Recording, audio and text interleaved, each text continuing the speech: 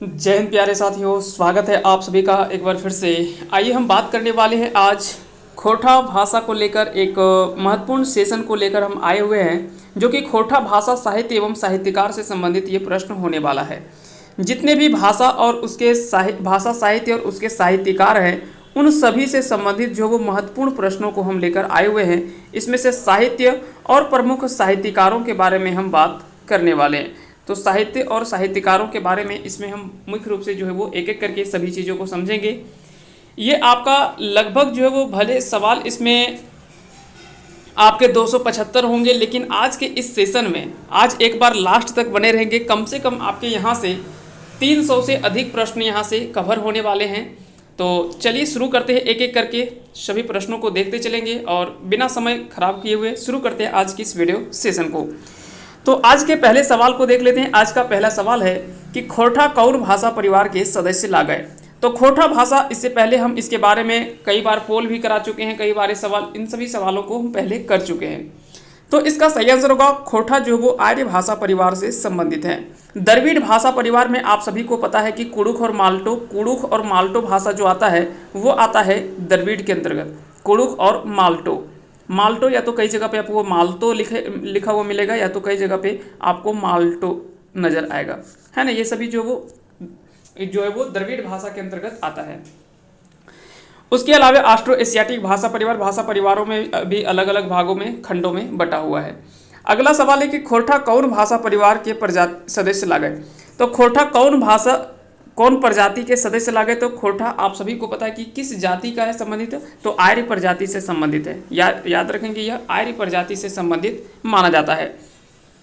अगला सवाल है कि ए.के. झा जी पूरा नाम बतावा। तो बार बार हम जितना बार भी हम ए.के. झा का नाम लेते हैं तो उनका हम नाम के साथ अजीत कुमार झा जरूर बोलते हैं, ताकि उनका नाम जो है वो आपको पूरा हमेशा याद रहे। तो इस चीज़ को जब भी आप ए.के. झा का नाम पढ़ें तो हमेशा उनका नाम जो है वो अजीत कुमार झा को लेकर नाम से याद करके पढ़ें पूरा। वहाँ से क्या होगा कि ऐसे में जितनी बार आप उन चीज़ों को पढ़ेंगे, वहाँ से आपका सारा जो है वो क्लियर होता चला जाएगा। अगला सवाल है कि ए.के. झा जी की जन्म तारीख बतावा। तो ए.के. झा जी का जन्म तारीख की बात करें तो 2 फरवरी 1942 को इनका जन्म हुआ था। ए.के. झा जी का जन्म। ए.के. झा जी की मृत्यु के तारीख बतावा। तो ए.के. झा जी की मृत्यु के तारीख बतावा। यहाँ पे मृत्यु का तारीख यहाँ आपसे पूछा जा रहा है कि इनका मृत्यु कब हुआ था। तो जन्म अगर बात करें तो जन्म हमने देखा कि 2 फरवरी 1942 को जन्म हुआ था। और इनका निधन की अगर बात करें, इनका निधन तो 29/9/2013, याद रखेंगे 29/9/2013 इनका निधन जो है वो हुआ था।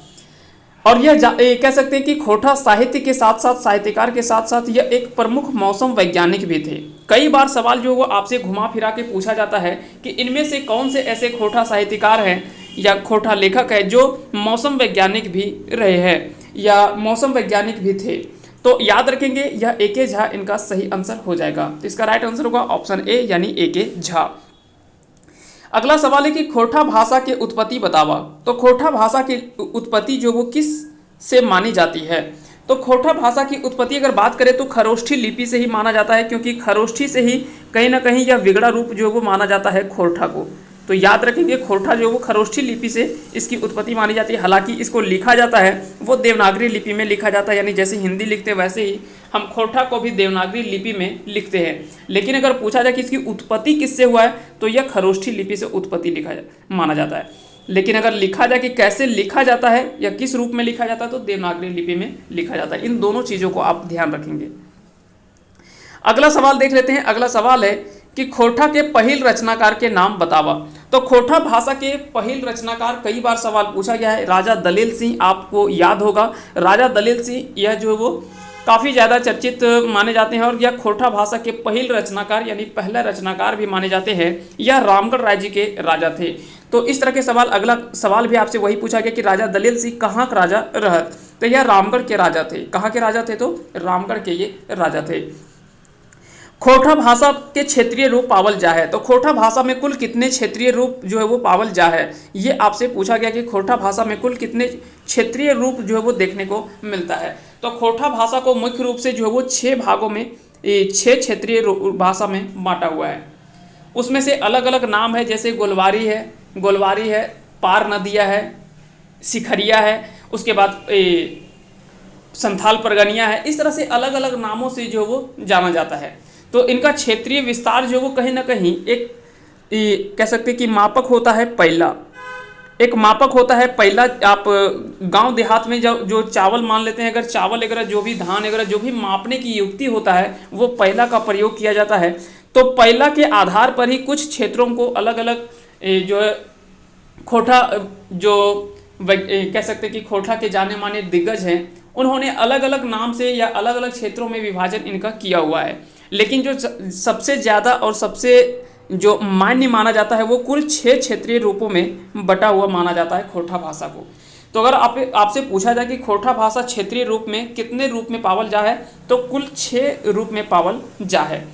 ठीक है, सिखरिया, गोलवारी, संथाल परगनिया, पार नदिया, जिसको हजरबगिया भी के नाम से भी जाना जाता है। तो इस तरह से कई बार आपसे अलग अलग नामों से पूछा जाता है कि यह किस क्षेत्र से संबंधित है, इसका क्षेत्र विस्तार कहाँ तक है। जैसे गोलवारी, तो गोलवारी जो वो गोला क्षेत्र में बोला जाता है, रामगढ़ का गोला क्षेत्र जो है उस क्षेत्र में जो यह बोला जाता है। तो इस तरह से उनका क्षेत्र विस्तार भी कई बार आपसे पूछा जाता है। अगला सवाल है कि एके झा के अनुसार क्षेत्रीय रूप पावल जा है।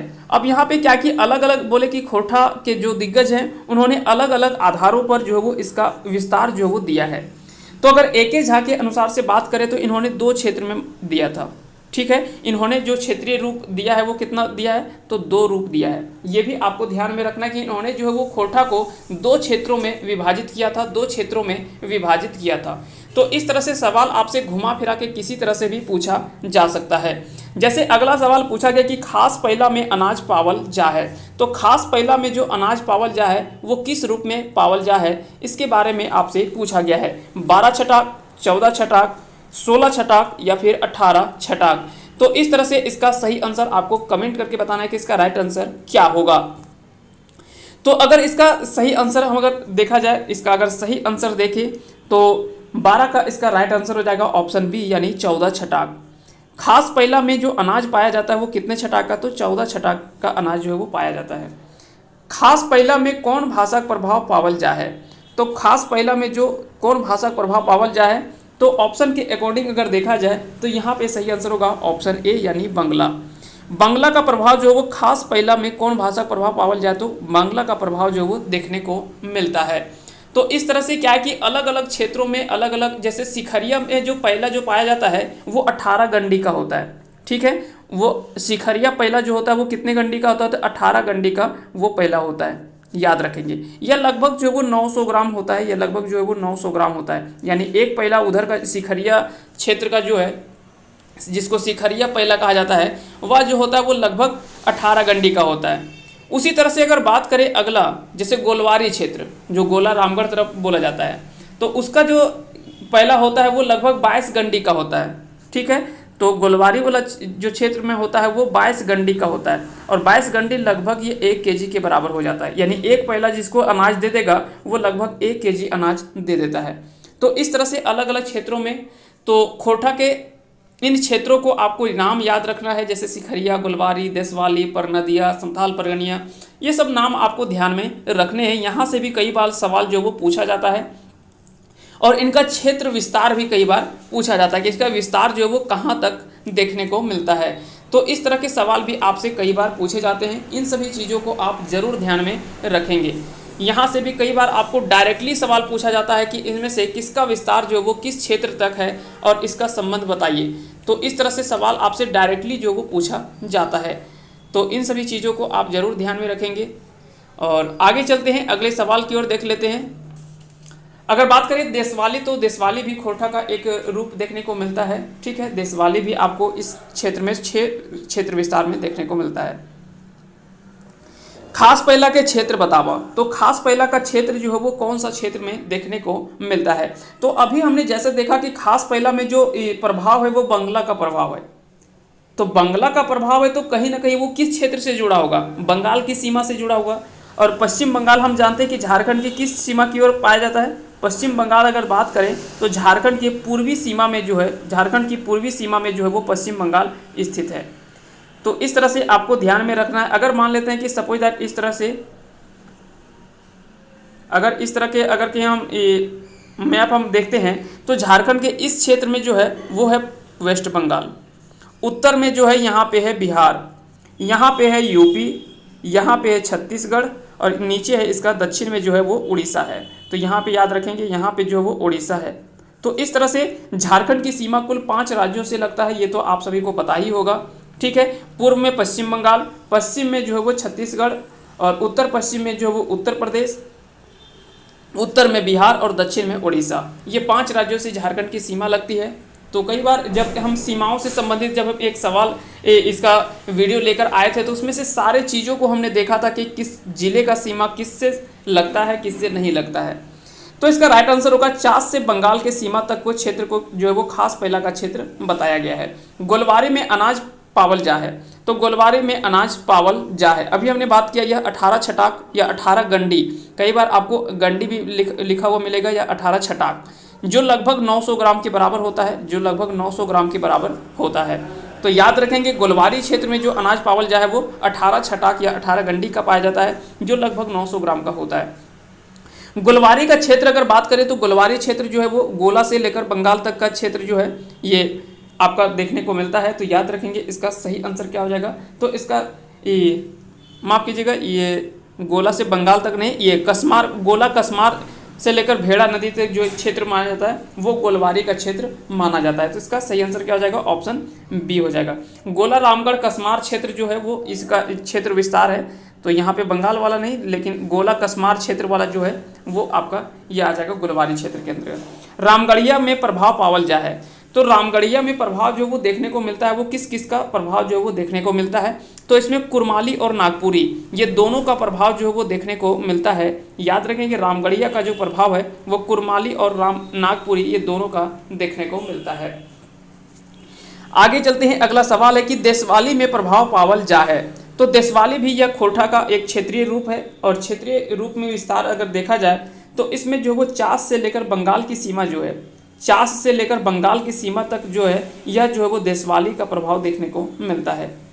खोरठा लिखे में कौन लिपि प्रयोग करल जा है, तो खोरठा लिखने के लिए जो है वो देवनागरी लिपि का अभी हमने थोड़ी देर पहले बात किया, लेकिन अगर पूछा जाए कि इसकी उत्पत्ति किससे माना जाता है तो खोरठा की उत्पत्ति खरोष्ठी लिपि से जरूर है, लेकिन लिखने के लिए जो प्रयोग किया जाता है वो देवनागरी लिपि का प्रयोग किया जाता है। अगला सवाल है कि छीका छीकी में प्रभाव पावल जा है, तो दरअसल ये छीका छीकी जो बोला जाता है यह संथाल परगनिया जो है, संथाल परगनिया है, इसी को जो है वो छीका छीकी के नाम से भी जाना जाता है। तो कई बार आपको हो सकता है कि ये नाम से भी दे दे या तो कई बार आपको संथाल परगनिया भी देता है, तो ये दोनों के नाम आपको ध्यान में रखना है। तो इसमें पूछा जा रहा है कि इसका प्रभाव जो है वो पावल जा है, तो इसमें जो प्रभाव देखने को मिलता है वो मैथिली का प्रभाव जो है वो देखने को मिलता है। तो याद रखेंगे इसका सही आंसर होगा मैथिली। राजा दलेल सिंह के उपनाम बतावा, तो राजा दलेल सिंह का उपनाम क्या था, तो उपनाम जो वो कितने साहित्यकारों के आपके हूबहू जो वो उपनाम पूछे जाते हैं, जैसे ए.के. झा का उपनाम जो है वो झारपात है। ठीक है, ए.के. झा का उपनाम जो है वो झारपात है, तो कई बार पूछा जाता है कि झारपात के उपनाम से कौन जाने जाते हैं, तो याद रखेंगे डॉक्टर ए.के. झा को झारपात के नाम से जाना जाता है। राजा दलेल सिंह का उपनाम बतावा, तो राजा दलेल सिंह को दलसाह के नाम से जाना जाता है, दलसाह इसका सही आंसर हो जाएगा।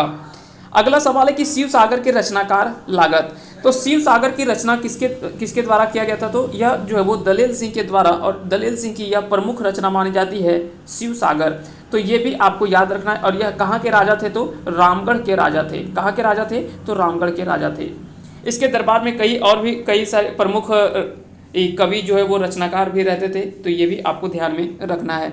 शिव सागर जो वो रचना ला गए, तो शिव सागर जो वो किस प्रकार की रचना है, शिव सागर की अगर बात करें तो यह किस प्रकार की रचना है, तो यह आपसे सवाल जो वो पूछा गया है कि शिव सागर जो वो किस प्रकार की रचना है। तो अगर पूछा यह देखा जाए तो यह एक महाकाव्य माना जाता है, यह एक महाकाव्य माना जाता है।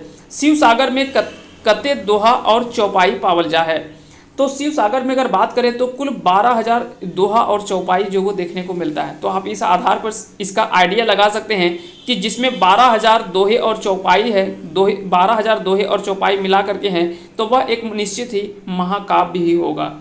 ठीक है, तो इसको आपको ध्यान में रखना है। अगला सवाल है कि गोविंद लीलामृत के रचनाकार लागत, तो गोविंद लीलामृत के रचनाकार अगर आपसे पूछा जाए लेखक कौन है, तो राजा दलेल सिंह के द्वारा ही गोविंद लीलामृत इसका सही आंसर हो जाएगा। तो याद रखेंगे राजा दलेल सिंह के द्वारा ही गोविंद लीलामृत की रचना की गई थी। अगला सवाल है कि राजा रहस्य के रचनाकार की लागत। तो राजा रहस्य की रचना भी राजा दलेल सिंह के द्वारा किया गया था। तो सबसे पहले हमने देखा शिव सागर, फिर गोविंद लीलामृत, उसके बाद राजा रहस्य। ये सभी रचना जो है वो किसके द्वारा किया गया, तो राजा दलेल सिंह के द्वारा ही किया गया है। राजा दलेल सिंह के रचना नाम लागय, तो शिव सागर यहाँ पे जो है वो प्रमुख हो जाएगा, क्योंकि सोंध माटी ये तो आप सभी को पता है, ये सब अलग अलग रचना है। जिनकी तो ये अलग है, ये मेघदूत भी अलग है। मेघदूत याद रखेंगे इसकी जो इसका जो वो खोटा में जो वो जैसे ट्रांसलेट किया जाता है ना अलग अलग भाषाओं में, तो इसका जो वो ट्रांसलेट किया गया था खोटा में, तो ये भी आपको याद रखना है। तो राजा दलेल सिंह की रचना का नाम शिव सागर है। श्रीनिवास पानोरी जी की जन्म तिथि बताओ।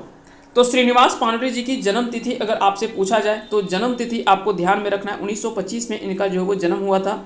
और आपको याद ही होगा कि इन्हीं के जन्म तिथि के शुभ अवसर पर जो वो खोटा दिवस जो वो मनाया जाता है।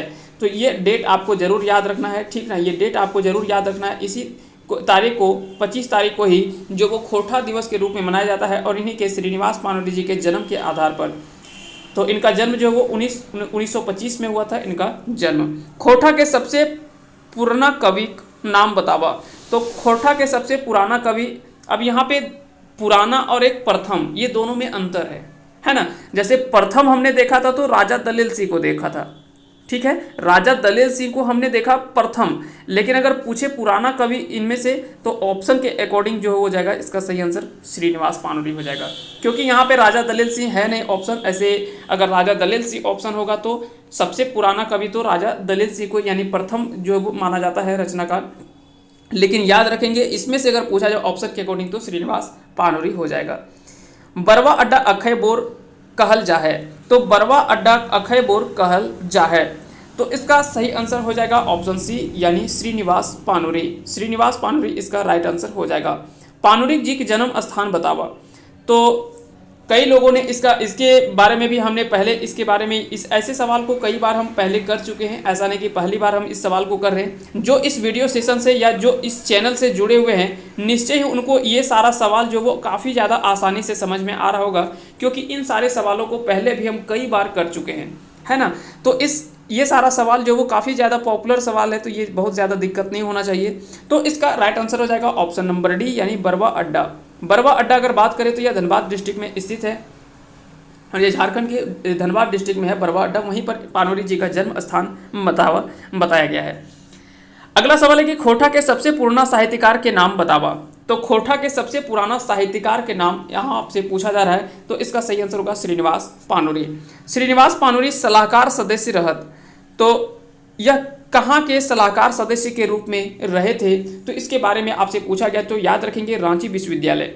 रांची विश्वविद्यालय के यह सलाहकार सदस्य के रूप में भी रह चुके हैं, जबकि और भी कई ऐसे खोटा के रचनाकार हैं जो अलग अलग विश्वविद्यालयों में अपना जो वो कह सकते हैं कि सर्विस दे चुके हैं। और कई ऐसे विद्वान आज भी हैं खोटा के साहित्यकार हैं जो आज भी कई विश्वविद्यालयों में पढ़ा भी रहे हैं। खोटा में मेघदूत का खोटा अनुवाद कौन साले भेल हल है। तो खोटा में सबसे पहले अगर बात करें, खोटा में अगर बात करें कि इनका अनुवाद किसके द्वारा किया गया था, तो श्रीनिवास पानोरी जी के द्वारा इसका अनुवाद जो वो खोटा में किया गया था। अगर बात करें इसकी अनुवाद, तो इसका अनुवाद कब हुआ था, तो इसका अनुवाद 1968 में हुआ था। यह सवाल जो वो काफ़ी ज़्यादा पॉपुलर है, काफ़ी ज़्यादा अच्छा सवाल भी है। यह सवाल आपसे पूछा जा सकता है, या तो इससे पूछा जा सकता है कि इसका अनुवाद के कर लेहत, तो श्रीनिवास पानोरी कर लेहत। कब हुआ था इसका, तो इसका याद रखेंगे 1968 में इसका अनुवाद जो वो किया गया था। तो इस तरह से दोनों सवाल आप जरूर याद रखेंगे। अगला सवाल है कि मंझिया फार टूट गेले कविता के लिखल हत। तो मंझिया फार टूट गेले यह कविता जो वो किसके द्वारा लिखा गया है, तो यह श्रीनिवास पानोरी जी के द्वारा लिखा गया कविता है। श्रीनिवास पानोरी स्मृति सम्मान पहिल केकरा मिलल रहे। तो सबसे पहले श्रीनिवास पानोरी स्मृति सम्मान से किसे सम्मानित किया गया था, तो यह सही आंसर होगा महेश गोलवार के। महेश गोलवार इसका राइट आंसर हो जाएगा। अगला सवाल देख लेते हैं कि खोटा भीष्म पितामह के नाम बतावा। तो खोटा भाषा के भीष्म पितामह के नाम से किसे जाना जाता है, किन्हें जाना जाता है, तो याद रखेंगे यह श्रीनिवास पानोरी जी को खोटा भाषा के भीष्म पितामह के नाम से जाना जाता है। इसके अलावा अगर बात करें तो इनका कई उपनामों से और भी कई ऐसे दिग्गज नाम, जैसे नागार्जुन, खोटा भाषा के नागार्जुन के नाम से भी जाना जाता है। तो यह कई नामों से जो है वो कह सकते हैं कि कई नामों से, अलग अलग नामों से यह सम्मानित किए गए हैं और कई तरह से इनको जो वो सम्मान दिया गया है। जैसे रामायण के रचयिता हैं, उसी के नाम पर इनका भी उपनाम से जोड़ा गया है। इन्होंने भी कई सारे महत्वपूर्ण भूमिका इन्होंने खोटा के क्षेत्र में दिया और एक कह सकते हैं कि खोटा का जो स्तंभ माना जाता है वो श्रीनिवास पानुरी जी को माना जाता है। खोटा भीष्म पितामह के पहिल बोलवैया लागत, यानी खोटा के भाषा के भीष्म पितामह आखिर में किसके द्वारा बोला गया? ये बोला गया है श्रीनिवास पानुरी जी को, तो यह पहली बार किसके द्वारा बोला गया था? तो याद रखेंगे विश्वनाथ दशोंधी राज। विश्वनाथ दशोंधी राज के द्वारा ही पहली बार खोटा भाषा के भीष्म पितामह के नाम से श्रीनिवास पानुरी जी को पुकार करके इन्होंने बात किया था। श्रीनिवास पानुरी के नाटक का नाम बतावा। इन्होंने कौन सी नाटक जो वो श्रीनिवास पानुरी जी के द्वारा किया गया है? तो इसका सही आंसर होगा चाबी काठी। चाबी काठी हो जाएगा, यहाँ पे चाबी काठी होगा, चाबी काठी इसका सही आंसर हो जाएगा।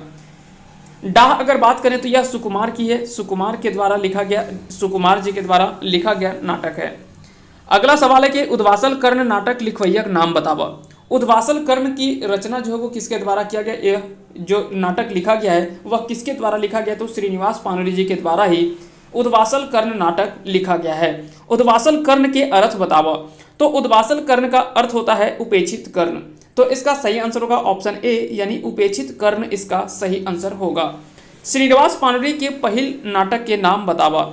इनके द्वारा लिखा गया पहला नाटक कौन सा है? तो इसका सही आंसर होगा उद्वासल कर्ण। उद्वासल कर्ण जो है इनकी पहली नाटक माना जाता है श्रीनिवास पानुरी जी का। अगला सवाल है कि श्रीनिवास पानुरी के बाल किरण प्रकाशित भेल रहे।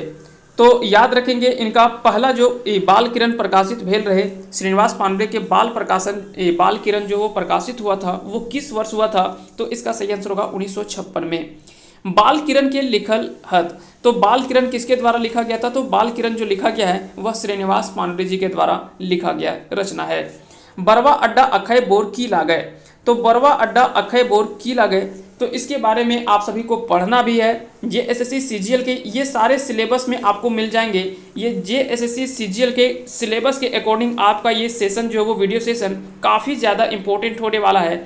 इसके अलावा जे एसएससी के जितने भी एग्जाम होंगे और खोटा उसमें अगर पढ़ना है तो यहाँ से आपको निश्चय ही कम से कम 8 से 10 सवाल आज के इस वीडियो सेशन से आपको हूबहू सवाल देखने को मिलेगा।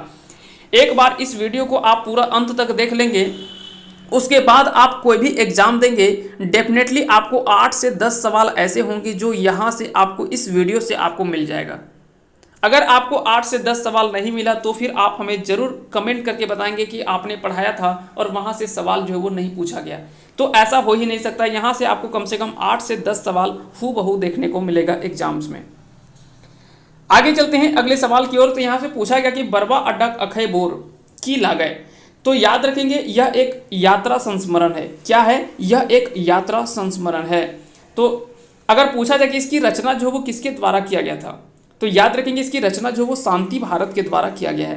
तो ये दोनों सवाल आपसे पूछा जा सकता है कि यह जो बरवा अड्डा अखय बोर की लागय, तो यह एक यात्रा संस्मरण लगे, और बरवा अड्डा अखय बोर की रचना के कर ले है, तो रचना इसके द्वारा शांति भारत के द्वारा किया गया है। अगला सवाल है कि खोटा साहित्य के पुरोधा पानुरी जी रचना लागय। तो खोटा साहित्य के पुरोधा पानुरी जी, यह रचना जो है वो किसके द्वारा लिखा गया है? दरअसल यह पानुरी जी के ऊपर लिखा गया, यह एक खोटा साहित्य के ऊपर यह लिखी गई रचना है और इसे जो लिखा है वो है विश्वनाथ दशोंधी राज। विश्वनाथ दशोंधी राज इन्हीं के द्वारा पहली बार जो है, आप सभी को पता है कि इन्होंने ही सबसे पहले श्रीनिवास पानुरी जी को अलग अलग उपनामों से इन्होंने जो वो पुकारा था। तो ये भी चीज़ आपको याद रखना है। और खोटा साहित्य के पुरोधा पानुरी जी की रचना भी विश्वनाथ दशोंधी राज के द्वारा ही किया गया था। खोटा साहित्य के पुरोधा पानुरी जी की लागय, तो यह किस प्रकार की रचना है? तो याद रखेंगे यह एक यात्रा संस्मरण है। यह भी एक क्या है? यात्रा संस्मरण है। पानुरी स्मृति दिवस मनवल जा है। तो पानुरी स्मृति दिवस आप याद रखेंगे, यहाँ पे कंफ्यूजन नहीं होना है आपको। यहाँ पे दो चीज हो गया, एक हो गया स्मृति दिवस और एक हो गया खोटा दिवस, जो उनके जन्म दिवस के शुभ अवसर पर मनाया जाता है। तो यहाँ पे इसका सही आंसर होगा 7 अक्टूबर। ये डेट आप सभी को पता होगा, 7 अक्टूबर 1986। 7 अक्टूबर 1986 इनका निधन हुआ था, श्रीनिवास पानुरी जी का। तो 7 अक्टूबर को पानुरी स्मृति दिवस मनाया जाता है, जबकि खोटा दिवस जो है वो 25 दिसंबर को मनाया जाता है। तो ये दोनों सवाल में आप कंफ्यूजन नहीं करेंगे, ये दोनों चीज़ आपको ध्यान में रखना है। राम कथामृत लिखवैया के नाम बतावा। तो राम कथामृत को रचना जो है वो किसके द्वारा किया गया है, तो यह सही आंसर होगा श्रीनिवास पानुरी। श्रीनिवास पानुरी जी के द्वारा ही राम कथामृत जो है वो लिखा गया था। श्रीनिवास पानुरी के लिखल कविता लागय। तो इसमें से कविता के बारे में आपसे पूछा गया कि इनमें से कौन सा कविता जो है वो श्रीनिवास पानुरी जी के द्वारा लिखा गया है, तो हामिन सब एक। हामिन सब एक यानी हम लोग जो है वो सब एक हैं, इसकी रचना यह एक कविता है जिसको लिखा है श्रीनिवास पानुरी जी के द्वारा। चाबी काठी नाटक कौन साल दोबारा प्रकाशित भेल रहे। तो चाबी काठी की अगर बात करें तो यह लिखा गया श्रीनिवास पानुरी जी के द्वारा ही नाटक है, और इसकी जो दोबारा बार जो प्रकाशित हुआ था वह किस वर्ष हुआ था, तो 2006 में यह दोबारा प्रकाशित हुआ था। ये भी आपको याद रखना है। तितकी पत्रिका के पहिल संपादक लागत। तो तितकी पत्रिका के पहिल संपादक अगर आपसे पूछा जाए तो श्रीनिवास पानुरी जी के द्वारा लिखा गया था, पहली बार संपादक जो वो यही थे। तितकी पत्रिका पहिल कौन साल प्रकाशित भेल रहे। तो पहली बार तितकी पत्रिका जो है वह किस साल प्रकाशित हुआ था, तो इसका राइट आंसर होगा 1951 में। 1951 में पहली बार इसका जो वो प्रकाशन हुआ था, और प्रकाशन जो हुआ था उस समय इसके पहले जो संपादक थे वो कौन थे, तो श्रीनिवास पानुरी थे। खोटा साहित्य के जनक के नाम बतावा। तो खोटा साहित्य के जनक के नाम से भी किसे जाना जाता है, तो श्रीनिवास पानुरी जी को।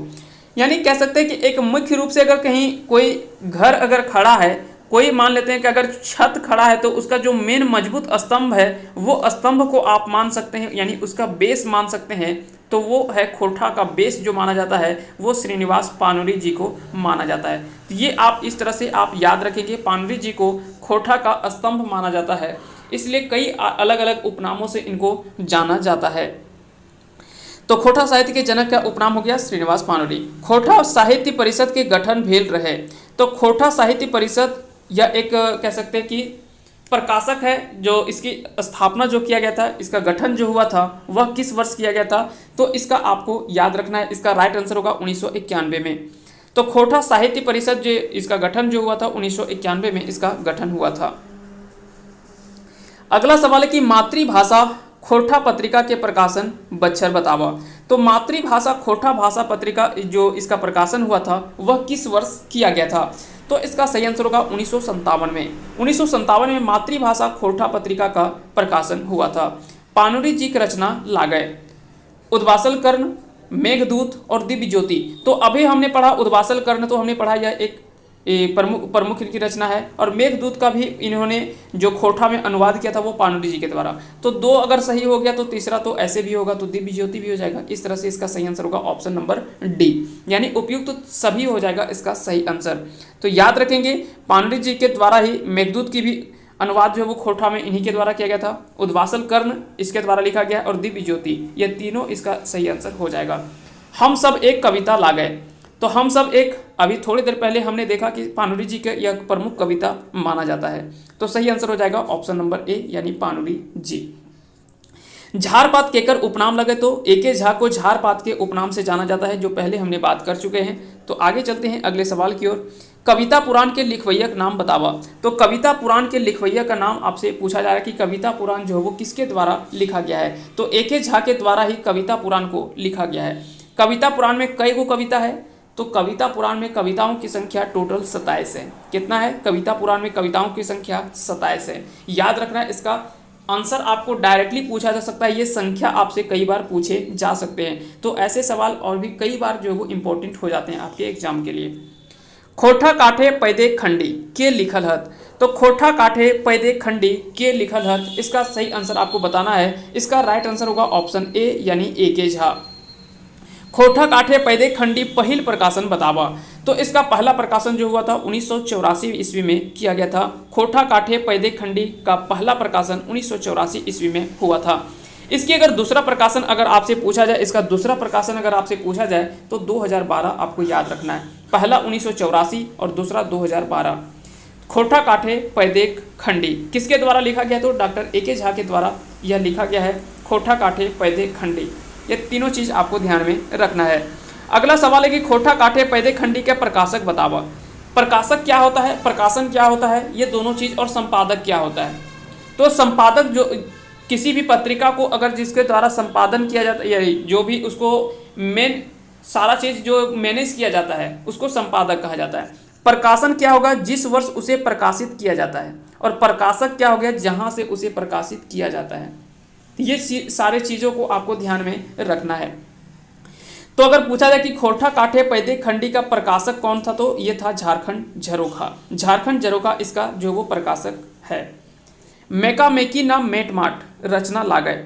तो मेका मेकी ना मेट माट यह किस प्रकार की रचना है? यह नाटक है, उपन्यास है, व्याकरण है, या फिर यात्रा संस्मरण है? इस तरह के भी सवाल आपसे पूछे जाते हैं। और दरअसल एक्चुअल में एग्जाम में जो सवाल आपसे पूछा जाता है वो बहुत ज़्यादा डीपली आपसे नहीं पूछा जाएगा, ऊपर ऊपर के ही सवाल पूछे जाएंगे। आपके 10 ही ऐसे सवाल होंगे जो थोड़ा डिटेल में जाएगा, और नहीं तो लगभग सवाल जो होते हैं वो डायरेक्टली आपसे सिंपल वे में पूछ लिया जाता है।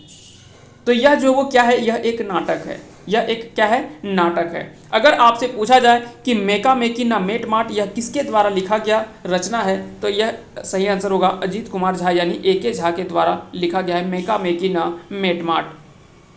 इसमें अगर पूछा जाए कि इसमें कुल कितने खंड है, अगर पूछा जाए कि मेका मेकी ना मेट माट में कुल कितने खंड है, तो इसमें 4 गो खंड है। कितना खंड है? 4 गो खंड है। तो मेका मेकी ना मेट माट से आपको 3 चीज़ें याद रखना है। यह किस प्रकार की रचना है? तो यह नाटक है। इसको किसके द्वारा लिखा गया? तो अजीत कुमार झा के द्वारा लिखा गया। इसमें कुल कितना कई गो खंड है? तो 4 गो खंड इसमें है। ये तीनों आपको ध्यान में रखना है। खोटा लोक कथा किताब के संपादक के नाम बतावा। तो खोटा लोक कथा किताब के संपादक के नाम बतावा। तो खोटा लोक कथा के संपादक अगर आपसे पूछा जाए तो ए के झा इसका सही आंसर हो जाएगा। जिंदगी टोह के लिखल हत। तो जिंदगी टोह अगर बात करें तो यह चितरंजन महतो के द्वारा लिखा गया है, और इनका उपनाम है चित्रा। चितरंजन महतो चित्रा के उपनाम से जाने जाते हैं। चितरंजन महतो चित्रा इन्हीं की पहली कह सकते हैं कि माना जाता है। तो याद रखेंगे इसका सही आंसर होगा जिंदगी टोह। ये काफ़ी ज़्यादा प्रमुख रचना मानी जाती है चितरंजन महतो चित्रा के द्वारा, इसलिए इसको आप जरूर याद रखेंगे। जिंदगी टोह का मतलब आखिर में होता क्या है, इसके बारे में याद रखेंगे। जिंदगी खोजना यानी जिंदगी खोजना, इसके बारे में टोह का अर्थ होता है खोजना। टोह का अर्थ होता है खोजना, और जिंदगी यानी जिंदगी। तो ये चीज़ आपको ध्यान में रखना है। जिंदगी टोह कैसन रचना लागे। तो जिंदगी टोह जो वो किस प्रकार की रचना है? यात्रा वृत्तांत है, नाटक है, कहानी है, या फिर उपन्यास है? तो याद रखेंगे यह एक उपन्यास है जो चितरंजन महतो चित्रा की प्रमुख उपन्यासों में से एक माना जाता है, और साथ ही साथ झारखंड में यह जो वो एक प्रमुख उपन्यास के रूप में माना जाता है जिंदगी टोह, जिसकी रचना चितरंजन महतो चित्रा के द्वारा किया गया है। जिंदगी टोह के प्रमुख नायक लागय। तो इसके प्रमुख नायक अगर देखा जाए तो इसमें राजेश जो इसकी प्रमुख जो वो नायक माने जाते हैं। जिंदगी टोह के प्रमुख नायिका का नाम बताना है, तो इसकी प्रमुख नायिका हो जाएगा सबिता। सबिता इसकी प्रमुख नायिका हो जाएगा। नायक पूछे तो राजेश। यह किस प्रकार की रचना है? तो उपन्यास। यह किसके द्वारा लिखा गया है? तो यह लिखा गया है चितरंजन महतो चित्रा के द्वारा। जिंदगी टोह का अर्थ होता है जिंदगी खोजना। अगला सवाल देख लेते हैं। खोटा साहित्य सदानिक व्याकरण के लिखल हत। तो खोटा साहित्य सदानिक व्याकरण, इसको जो लिखा गया है वो किसके द्वारा लिखा गया है? तो याद रखेंगे ए के झा के द्वारा खोटा साहित्य सदानिक व्याकरण लिखा गया है। खोटा काठे पैदेख खंडी के लिखल हत। तो इसके बारे में हमने पहले बात कर चुके हैं। इसका सही आंसर क्या हो जाएगा? ए के झा के द्वारा खोटा काठे पैदेख खंडी लिखा गया है। तातल और हेमाल के लिखवैया के लागत। तो तातल और हेमाल के लिखवैया अगर आपसे पूछा जाए तो यह शिवनाथ परमानी के द्वारा लिखा गया प्रमुख रचना है। इसमें कई गो कविता है। अगर आपसे पूछा जाए कि तातल और हेमाल में कई गो रचना है, तो इसमें टोटल 25 कविता इसमें शामिल किया गया है। तातल और हेमाल यह कह सकते हैं एक कविता संग्रह है जिसमें टोटल 25 कविताओं को इसमें शामिल या संग्रहित किया गया है। तो याद रखेंगे इसका सही आंसर होगा 25। तातल का अर्थ क्या होता है? तो तातल और हेमाल ये सभी को लगभग लोगों को पता ही होगा, है ना। तातल और हेमाल अगर आपसे पूछा जाए तो तातल का अर्थ क्या होता है, तो गर्म होता है, और हेमाल का अर्थ होता है ठंडा। तो याद रखेंगे दोनों चीज़ों को। आपसे हो सकता है कि सवाल ग्रामर में भी कई बार पूछ लिया जाता है कि तातल का अर्थ होता है या तातल का पर्यायवाची होता है या इसका विलोम क्या होता है। इस तरह से सवाल पूछे जाते हैं कि तातल का विलोम क्या हो जाएगा, तो हेमाल हो जाएगा। तातल का पर्यायवाची क्या हो जाएगा, गर्म हो जाएगा, है ना। हेमाल को ठंडा कहते हैं, है ना। इसको याद रखेंगे इसका। या तो फिर कनकन भी कई बार पूछा जाता है कि कनकन का अर्थ क्या होता है, तो कनकन मतलब ही ठंडा ही होता है। तो ये भी आपको ध्यान में रखना है। विनोद कुमार कहाँ के रवैया लागत, तो विनोद कुमार जो है वो या कहाँ के रवैया है, तो हजारीबाग में इनका जन्म हुआ था। याद रखेंगे हजारीबाग से संबंधित इनका माना जाता है। सोंध माटी संग्रह लागय, तो सोंध माटी जो है वो किस प्रकार की रचना है, तो यह एक कहानी संग्रह है। याद रखेंगे यह एक कहानी संग्रह है, और इसमें टोटल अगर पूछा जाए कि इसमें कुल कितनी कहानियों को पढ़ना है, तो इसमें अगर बात करें तो टोटल 10 कहानी आपको पढ़ना है। किसमें, सोंध माटी में। तो सोंध माटी की रचना किसके द्वारा किया गया है, सोंध माटी जो वो लिखा गया है वो किसके द्वारा लिखा गया है, तो ये भी आपको याद रखना है, डॉक्टर विनोद कुमार के द्वारा लिखा गया है। सोंध माटी में कुल कितनी कहानी संग्रह है, तो इसमें टोटल 10 कहानी आपको पढ़ना है। वो कहानी एक बार हम हाईलाइट कर देते हैं, क्योंकि जेएसएससी सीजीएल में ये आपका सिलेबस पढ़ना भी है, तो इसलिए एक बार फिर से हम इसके सारे कहानी को एक बार हम बोल देते हैं। जैसे उबार, जिनकी डोबानी, धुआं धंधा, माय के लोर, अजवायर भौजिक, बेड़ाल चेंगा, दू पहला जोंडरा, ओद दीदा, मलकी बहू, भीतर पहाड़ और हूब। अगर पूछा जाए कि सोंध माटी की पहली कहानी कौन सी है, तो उबार, इसकी पहली कहानी हो जाएगा उबार, और अंतिम कहानी अगर आपसे पूछा जाए तो हूब। ये दोनों चीज़ आपको ध्यान में रखना है। ये दोनों तरह से सवाल पूछे जा सकते हैं। सवाल अगर बात करें तो कई तरह से घुमा फिरा करके किसी तरह से भी पूछा जाता है, लेकिन इतना चीज़ अगर आप किसी भी रचना के बारे में अगर आप याद रख लेते हैं, तो यहाँ से सवाल एक्स्ट्रा आपको कहीं से नहीं पूछा जाता है। इतना आप ध्यान रखेंगे। सवाल जो वो इसी के इर्द गिर्द से घुमा फिरा के थोड़ा सा लैंग्वेज उसमें चेंज करके थोड़ा सा पूछने का तरीका बदल करके पूछा जाता है, लेकिन इससे अलग कुछ नहीं पूछा जाता है। ये चीज़ आप ध्यान रखेंगे पक्का। अगला सवाल है कि विनोद कुमार के कहानी संग्रह के नाम बतावा। तो विनोद कुमार के कहानी संग्रह का नाम अगर आपसे पूछा जाए कि इनकी कहानी संग्रह जो है वो कौन सा है, तो इसका सही आंसर होगा सोंध माटी। दू पहला जोंडरा लेखक के नाम बतावा। तो दू पहला जोंडरा अभी हमने चर्चा किया कि दू पहला जोंडरा जो है वह सोंध माटी कहानी संग्रह का ही पार्ट है, और यह जो आता है उसी के संबंधित है। तो इसका भी सही आंसर क्या हो जाएगा, ऑप्शन डी, यानी विनोद कुमार के द्वारा। बोनेक डाक लेखक के नाम बतावा। बोनेक डाक इसका सही आंसर हो जाएगा विनोद कुमार, यानी बोनेक लोर इसमें पढ़ना है, माय के लोर पढ़ना है, ठीक है। और बोनेक डाक अगर पूछा जाए कि बोनेक डाक लेखक के नाम बतावा, तो विनोद कुमार इसका भी सही आंसर हो जाएगा। खूब अभी हमने बात किया कि यह जो है वो इसकी अंतिम कहानी जो है वो माना जाता है, सोंध माटी की अंतिम कहानी जो है वो हूब ही है, और इसको भी किसके द्वारा लिखा गया है, तो यह लिखा गया है विनोद कुमार के द्वारा। हूब का अर्थ क्या होता है, क्योंकि खोरठा में कई ऐसे शब्द होते हैं जो इसकी शब्दावली या उसका वास्तविक अर्थ हमको नहीं पता होता है। तो अगर आपसे पूछा जाए कि हूब का वास्तविक अर्थ क्या होता है, तो हूब का अर्थ बतावा, तो याद रखेंगे हूब का वास्तविक अर्थ होता है ताकत। तो याद रखेंगे हूब का वास्तविक अर्थ क्या होता है, तो वास्तविक अर्थ होता है ताकत। तो इसका सही आंसर हो जाएगा ऑप्शन ए। मलकी बहू कहानी के लेखक के नाम बतावा। मलकी बहू, तो मलकी बहू अगर बात करें तो यह भी सोंध माटी का ही कहानी संग्रह से संबंधित है, तो इसके भी लेखक कौन होंगे, तो विनोद कुमार होंगे। सोंध माटी में कई को कहानी संग्रह है, तो अभी हमने बात किया, इसमें टोटल याद रखेंगे 10 कहानी है। इसमें टोटल कितनी कहानी है, तो 10 कहानी इसमें शामिल है। तो याद रखेंगे इसमें टोटल कहानी कितना है, तो इसमें टोटल 10 कहानी है, आपको याद रखना है। इसमें टोटल 10 कहानी जो वो आपको पढ़ना है। अगला सवाल है कि बेड़ाल चेंगा के अर्थ बतावा। बेड़ाल चेंगा मतलब क्या होता है, बिगड़ा हुआ बच्चा, है ना। बेड़ाल का अर्थ होता है बिगड़ा हुआ बच्चा। तो अजवायर भौजिक बेड़ाल चेंगा यह कहानी से संबंधित है, जिसमें बेड़ाल चेंगा का अर्थ होता है बिगड़ा हुआ बच्चा। उबार जिंदगी कहानी लेखक के नाम बतावा।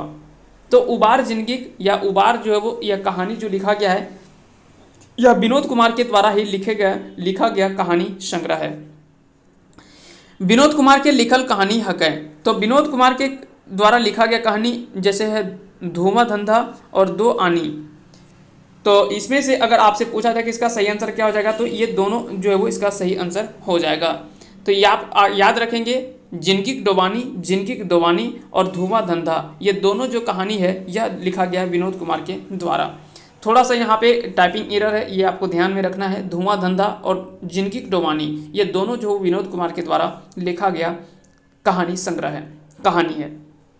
सोंध माटी कहाँ से प्रकाशित भेल है? तो सोंध माटी अगर आपसे पूछा जाए कि इसका प्रकाशन जो हुआ था वो कहाँ से हुआ था, तो सोंध माटी का प्रकाशन अगर बात करें तो यह जन भाषा अकादमी, बिहार सरकार, रांची। अब यह आप सभी को पता है कि 2000 के पहले जितनी भी प्रकाशन हुआ है, जो भी कहानी हो, कविता हो, जो भी चीज़ हो, नाटक हो, जिसका भी प्रकाशन 2000 से पहले हुआ है वो कहीं ना कहीं बिहार का भाग था। इसलिए आप बिहार इसमें देखेंगे तो कंफ्यूज नहीं करेंगे, क्योंकि 2015 नवंबर 2000 के बाद हमारा झारखंड राज्य अलग होता है, उसके पहले तो कहीं ना कहीं हम बिहार से ही संबंधित था। हालांकि ये स्थान रांची में है, ये जन भाषा अकादमी है रांची में, लेकिन उस समय पाठ जो होता थे, हम लोग पाठ होते थे वो बिहार के पाठ थे, इसलिए आपको याद रखना है। माय के लोर कौन किताबें कहानी है कै? तो माय के लोर अभी हमने बात किया, सोंध माटी की यह कहानी है। सोंध माटी में टोटल 10 कहानियों में से एक ये भी आता है, माय के लोर। धुआं और धंधा कौन किताबें कहानी लगे? तो ये भी सोंध माटी से संबंधित है। खोरठा लोक कथा के लेखक के नाम बतावा। तो खोरठा लोक कथा के अगर आपसे पूछा जाए कि इसके लेखक का नाम बताना है तो ए.के. झा के द्वारा खोरठा लोक कथा को लिखा गया। खोरठा लोक कथा के प्रकाशक का नाम बताना है। यह जो प्रकाशन हुआ था वो कहाँ से हुआ था? तो झारखंड, झरोखा, रातू रोड, रांची। झारखंड, झरोखा या रातू रोड, रांची में स्थित है, यहाँ से इसका प्रकाशन जो वो हुआ था। ए.के. झा जी कई को किताब लिखल है? तो ए.के. झा ने कुल कितने किताब जो वो लिखा है? तो इसके द्वारा इसका सही आंसर होगा ऑप्शन नंबर बी, यानी 20। टोटल 20 इन्होंने किताब जो वो लिखा है। छंद रस अलंकार के लेखक के नाम बतावा। तो छंद रस अलंकार के लेखक का नाम अगर आपसे पूछा जाए तो इसका सही आंसर होगा ए.के. झा, यानी अजीत कुमार झा। अजीत कुमार झा के द्वारा ही छंद रस अलंकार को लिखा गया है। सैर सगरठ की लागय। तो सैर सगरठ की अगर बात करें तो यह एक प्रमुख उपन्यास है, या एक प्रमुख उपन्यास है, ये आपको ध्यान में रखना है। झा जी के उपन्यास के नाम बतावा। तो यहाँ पे पूछा जा रहा है कि ए.के. झा जी के उपन्यास इनमें से कौन है, ये आपको बताना है। तो याद रखेंगे सैर सगरठ, जो अभी हमने बात किया, सैर सगरठ यह एक प्रमुख उपन्यास है, यह ए.के. झा जी के द्वारा ही लिखा गया उपन्यास है। कविता पुराण के साहित्यकार है? तो कविता पुराण के साहित्यकार की अगर बात करें तो ए.के. झा के द्वारा ही कविता पुराण जो वो लिखा गया है। अगला सवाल फिर से है कि अजीत कुमार झा के बाल साहित्य के नाम बतावा। तो अजीत कुमार झा के द्वारा बाल साहित्य जिसको लिखा गया है उसका नाम आपसे पूछा गया कि यह सही आंसर क्या होगा। तो याद रखेंगे कविता पुराण जो है यह एक बाल साहित्य हो सकता है। घुमा फिरा के सवाल आपसे पूछा जाए कविता पुराण जो वो किस प्रकार का साहित्य विधा है, तो यह एक बाल साहित्य है जिसके लेखक हैं ए.के. झा, यानी अजीत कुमार झा। ये आपको ध्यान में रखना है। तो अजीत कुमार झा के द्वारा ही लिखा गया है कविता पुराण, और यह एक बाल साहित्य है। अगला सवाल है कि बंसीलाल बंसी के लिखल कहानी के नाम बतावा। तो बंसीलाल बंसी के द्वारा लिखा गया जो कहानी है उसका सही आंसर होगा रईस्का। रईस्का जो लिखा गया है वह बंसीलाल बंसी के द्वारा लिखी गई प्रमुख कहानियों में से एक माना जाता है। ये भी आपको याद रखेंगे, और यह काफ़ी चर्चित कहानी जो वो माना जाता है। रईस्का के अर्थ के माने बतावा। तो रईस्का का सिंपल अर्थ होता है नाच गान में जो मगन होता है, यानी रईस्का उसी को बोला जाता है ना, कि वो बहुत रईस्का है, यानी नाच गान में जो मगन होता है, थोड़ा सा मृदंग वाद्य यंत्र में थोड़ा मगन ज़्यादा होता है, उसी को रईस्का कहा जाता है।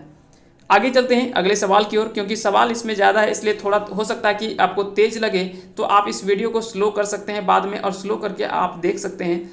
लेकिन इसमें थोड़ा हम चाहते हैं कि कम टाइम में ज़्यादा से ज़्यादा आपका ज़्यादा टाइम ना हो, नहीं तो सवाल क्या है कि एक सवाल को हम थोड़ा धीरे धीरे भी बोल करके हम इसको कवर कर सकते हैं, लेकिन मुख्य उद्देश्य हमारा है सीखना। चाहे वो धीरे सीखें या जल्दी सीखें, तो हम क्यों टाइम खराब करें। कोशिश करते हैं कि हम जल्दी थोड़ा सा उसको कवर करते चलें। चलिए आगे चलते हैं। अगला सवाल है कि माटिक मैल धोबा रे कविता कवि के नाम बतावा। तो माटिक मैल धोबा रे यह कविता जो है वो किसके द्वारा लिखा गया है? तो इसके कवि जो थे वो बंसीलाल बंसी थे। बंसीलाल बंसी के द्वारा ही माटिक मैल धोबा रे यह कविता जो वो लिखा गया। बंसीलाल बंसी के जन्म बच्छर बतावा। तो बंसीलाल बंसी के जन्म वर्ष अगर आपसे पूछा जाए तो इनका जन्म 1954 में हुआ था। अगर आपसे पूछा जाए कि किस जिले में, तो बोकारो जिले में इनका जन्म हुआ था 1954 ईस्वी में। बंसीलाल बंसी, इनका बंसी जो वो उपनाम है, ये भी आपको ध्यान में रखना है। डिंडक डोमानी काव्य के लिखवैया का नाम बतावा। तो डिंडक डोमानी यह जो वो किसके द्वारा लिखा गया है, तो यह बंसीलाल बंसी के द्वारा ही लिखा गया है डिंडक डोमानी। यह काव्य के लिखवैया कौन है, तो बंसीलाल बंसी। यह किस प्रकार की काव्य है, अगर आपसे पूछा जाए यह किस प्रकार के काव्य है, तो यह एक प्रबंध काव्य है। यह एक प्रकार का प्रबंध काव्य माना जाता है डिंडक डोमानी। अगर आपसे पूछा जाए कि इसमें कुल कितने खंड है, डिंडक डोमानी में कुल कितने खंड है, तो इसमें टोटल 6 खंड है। इसमें कितने खंड है, तो 6 खंडों में बटा हुआ है डिंडक डोमानी। यह एक प्रबंध काव्य है और बंसीलाल बंसी के द्वारा लिखा गया है। बंसीलाल बंसी कहाँ नौकरी करहलत। तो बंसीलाल बंसी जो वो कहाँ पर नौकरी करते थे, ये आपसे सवाल पूछा जा रहा है। यह सवाल होगा बोकारो इस्पात कारखाना। बोकारो इस्पात कारखाना था, वहीं पे बंसीलाल बंसी जो है वो नौकरी करते थे और कई सारे महत्वपूर्ण रचना इन्होंने की है खोटा के क्षेत्र में।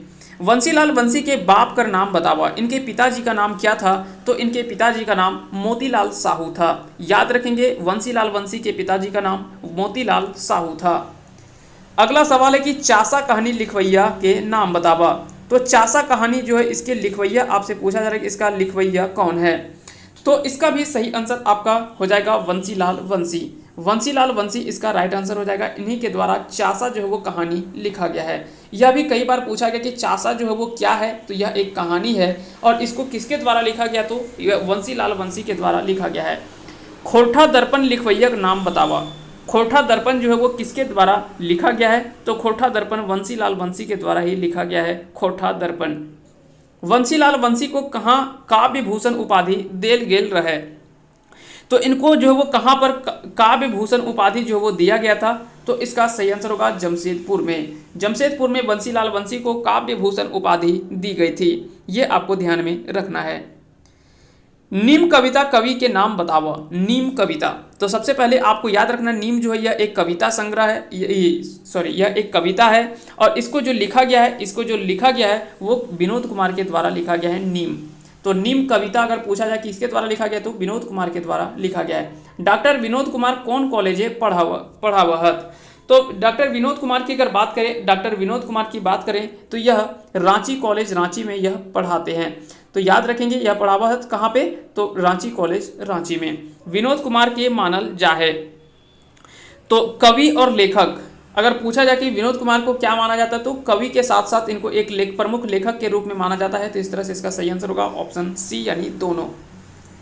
खोठा में बुझावल को के कहल जा है, तो खोठा में बुझावल के की कहल जा है, जन कहानी है ना। तो याद रखेंगे खोठा में बुझावल को क्या कहा जाता है, तो जन कहनी के नाम से जाना जाता है।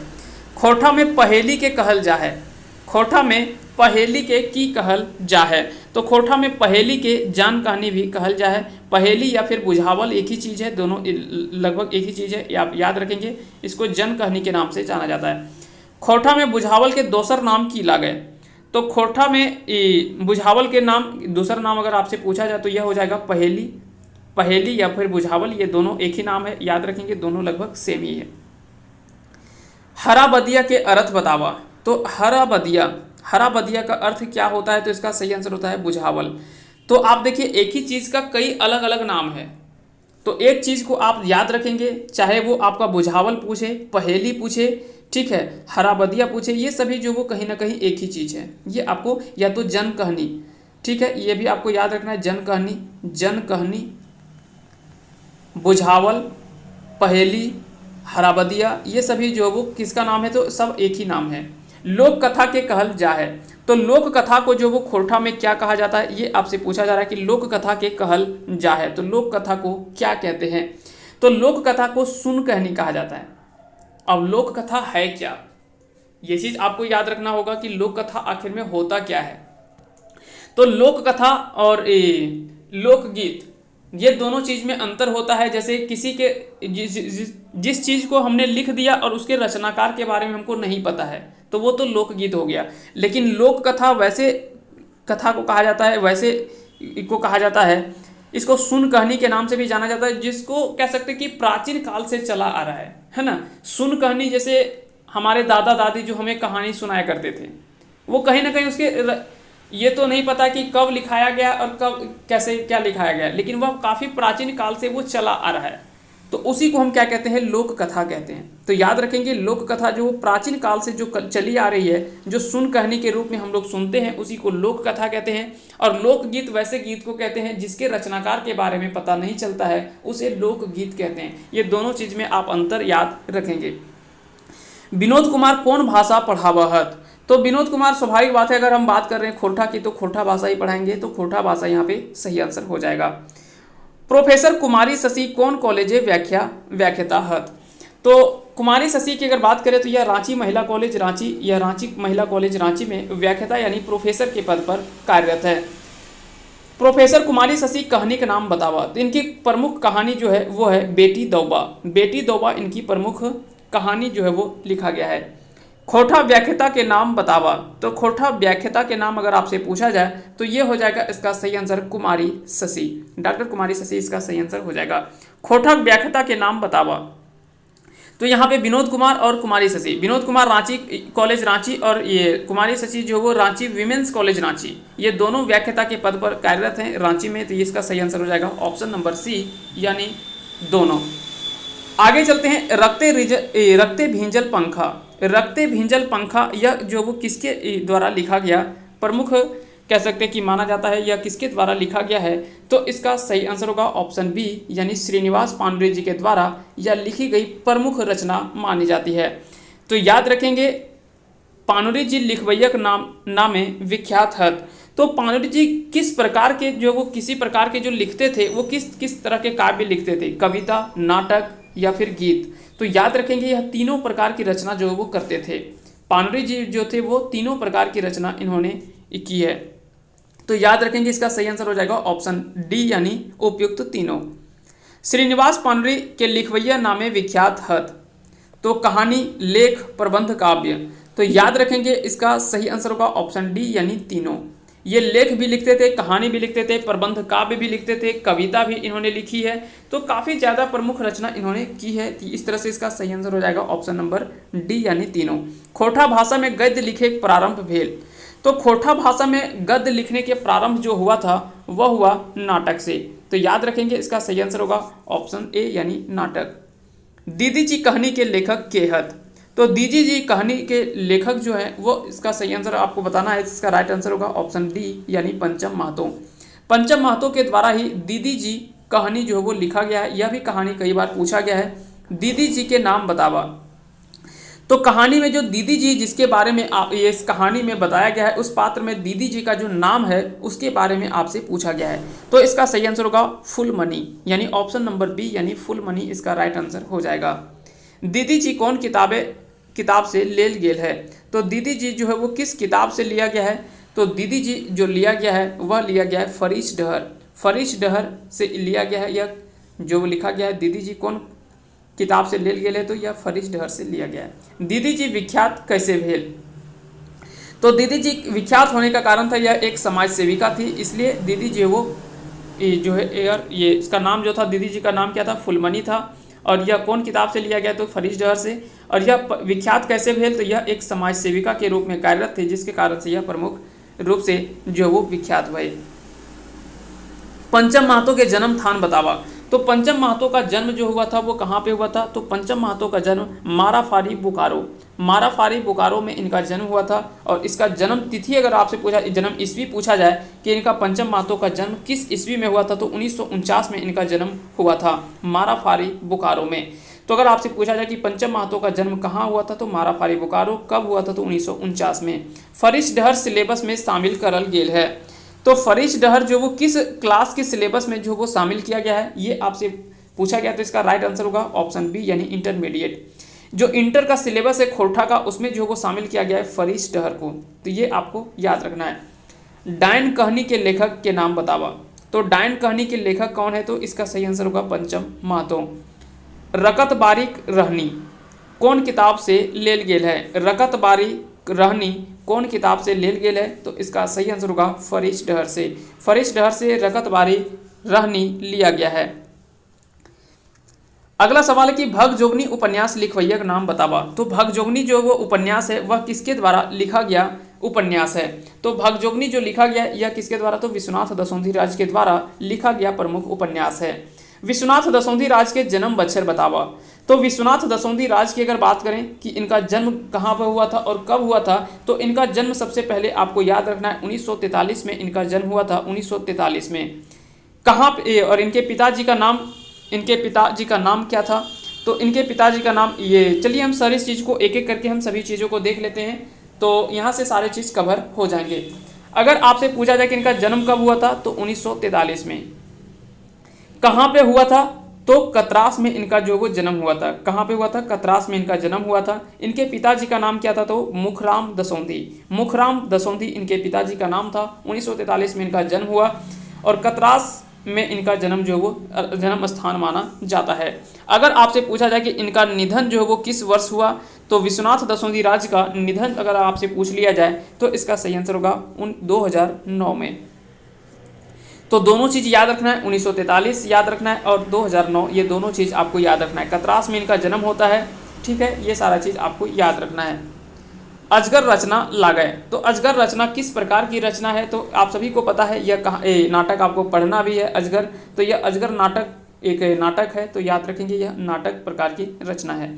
अजगर नाटक के लिखल है, इसको लिखा गया है किसके द्वारा, तो विश्वनाथ दसौंधी राज के द्वारा, और इनके द्वारा लिखा गया यह प्रमुख रचना मानी जाती है। यह नाटक जो वो काफ़ी ज़्यादा चर्चित नाटक है। और अजगर यहाँ पे कोई सांप को लेकर, या तो कह सकते हैं कि अजगर मुख्य रूप से जो वो कटाक्ष किया गया है, यहाँ पे मानव रूपी जो कहीं ना कहीं अजगर हैं, जो आज भी कई लोगों को जिंदा निगल रहे हैं, बिना डकार भी नहीं ले रहे हैं, उन्हीं के ऊपर कटाक्ष किया गया है, मानव जीवन पर ही आधारित यह कटाक्ष किया गया है अजगर से संबंधित। अगला सवाल है कि पुटूस और परास संग्रह लागय, तो पुटूस और परास जो वो किस प्रकार की रचना है, यह संग्रह है, तो यह कविता संग्रह के रूप में देखने को मिलता है। भगजोगनी के पिता का नाम बतावा, तो भगजोगनी के पिता के नाम बतावा, तो इसका सही आंसर है कुदरा। कुदरा इसका राइट आंसर हो जाएगा। भगजोगनी उपन्यास के नायिका का नाम बतावा, तो भगजोगनी में जो नायिका है इसका नाम है भगजोगनी, तो याद रखेंगे इसमें नायिका का जो है वो है भगजोगनी। अगला सवाल देख लेते हैं, तितकी पत्रिका के पहिल संपादन कर ले रहत, तो तितकी पत्रिका के पहिल संपादन जो इसकी पहली बार संपादन किया गया था वो विश्वनाथ दसौंधी राज के द्वारा ही तितकी पत्रिका का पहिल संपादन कर लिया है। राज जी पूरा नाम बतावा, तो आप सभी को पता है कि विश्वनाथ दसौंधी राज इनका उपनाम है, तो विश्वनाथ दसौंधी राज इसका राइट आंसर होगा। ऑप्शन नंबर डी इसका सही आंसर हो जाएगा। विश्वनाथ दसौंधी और राज इनका उपनाम है, इसलिए आपको याद रखना इसका सही आंसर क्या हो जाएगा, तो सही आंसर होगा आपका option number D, Vishwanath Dasaundhi राज। खोटा भाषा कर पहिल पत्रिका का नाम बतावा, तो खोटा भाषा के पहिल पत्रिका के नाम बतावा, तो खोटा भाषा की अगर पहिल पत्रिका की बात करें तो इसका सही आंसर होगा तितकी। तेतरी आद महुआ के रचनाकार केहत, तो तेतरी आर महुआ के रचनाकार विश्वनाथ दसौंधी राज के द्वारा ही रचना यह किया गया है। विश्वनाथ दसौंधी राज का हिंदी कविता संग्रह है, तो इनका जो हिंदी कविता संग्रह है उसके बारे में आपसे पूछा जा रहा है कि इनकी हिंदी कविता संग्रह है उसका नाम आपसे पूछा गया है। तो इस तरह से इसका राइट आंसर होगा ऑप्शन बी, यानी वेदना के पंख। वेदना के पंख यह हिंदी कविता संग्रह है जो विश्वनाथ दसौंधी राज के द्वारा लिखा गया है।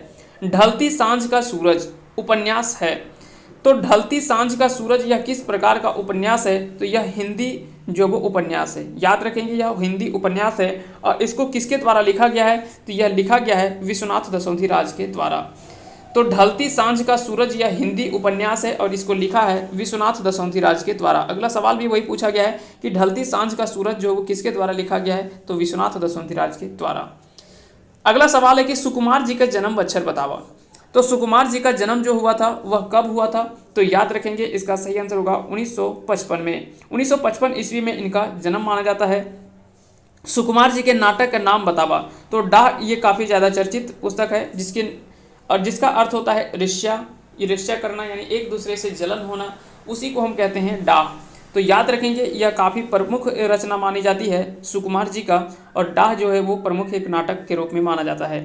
डाह का अर्थ क्या होता है, तो डाह का अर्थ होता है ईर्ष्या या तो फिर जलन, तो इसका तो सही आंसर हो जाएगा ऑप्शन नंबर सी, है ना, तो इसका सही आंसर हो जाएगा ऑप्शन नंबर सी। आगे चलते हैं, अगला सवाल, सुकुमार जी के पूरा नाम बतावा, ये एक सवाल भी कई बार पूछा गया है। सुकुमार जी का पूरा नाम, क्योंकि ये हो सकता है कि थोड़ा अलग नाम है, इसलिए कई लोग इससे कंफ्यूज होते हैं। तो याद रखेंगे इसका नाम जो है वो सुरेश कुमार विश्वकर्मा इनका पूरा नाम है।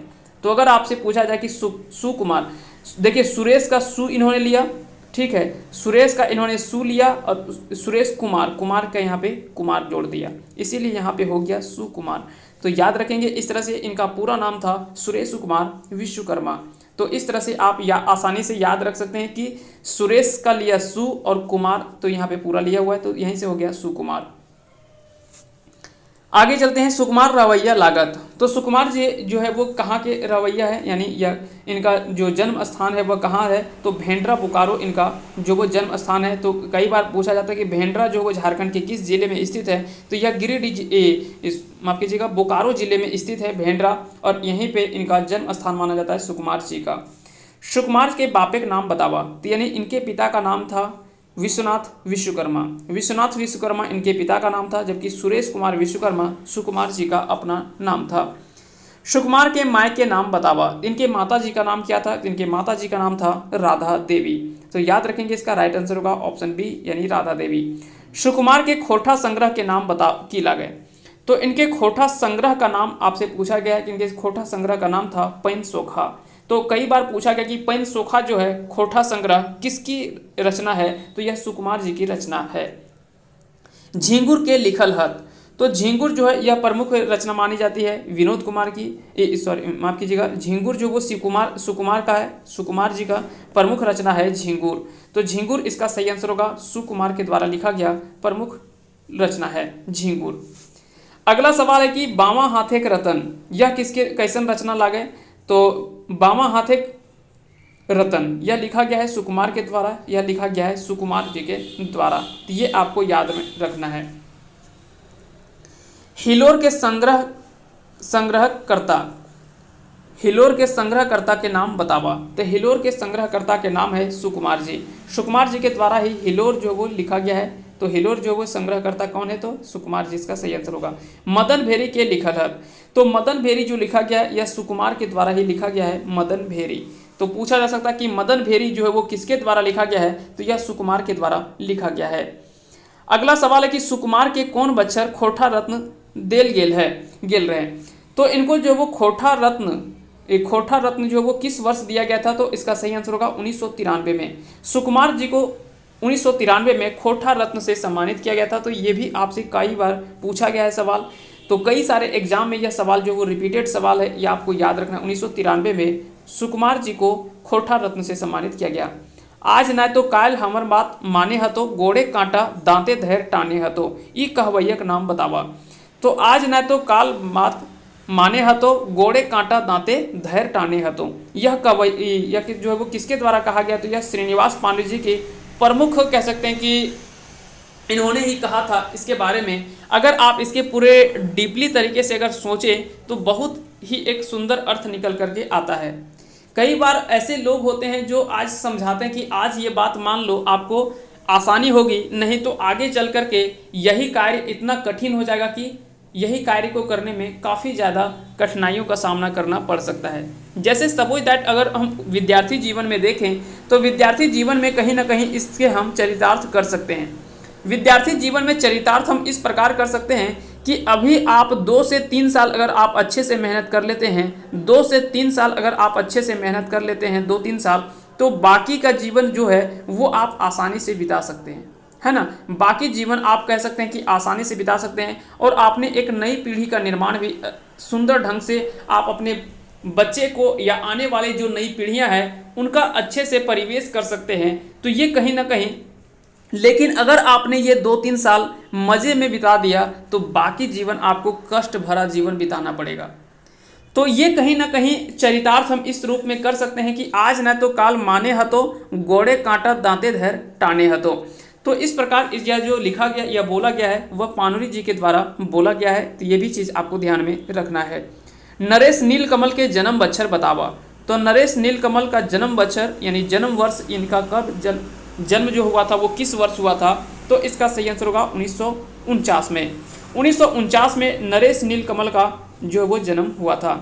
जन्म स्थान अगर पूछा जाए कि कहाँ पे जन्म हुआ था नरेश नीलकमल का, तो धनबाद जिले में, झारखंड के धनबाद जिले में इनका जो है वो जन्म हुआ था।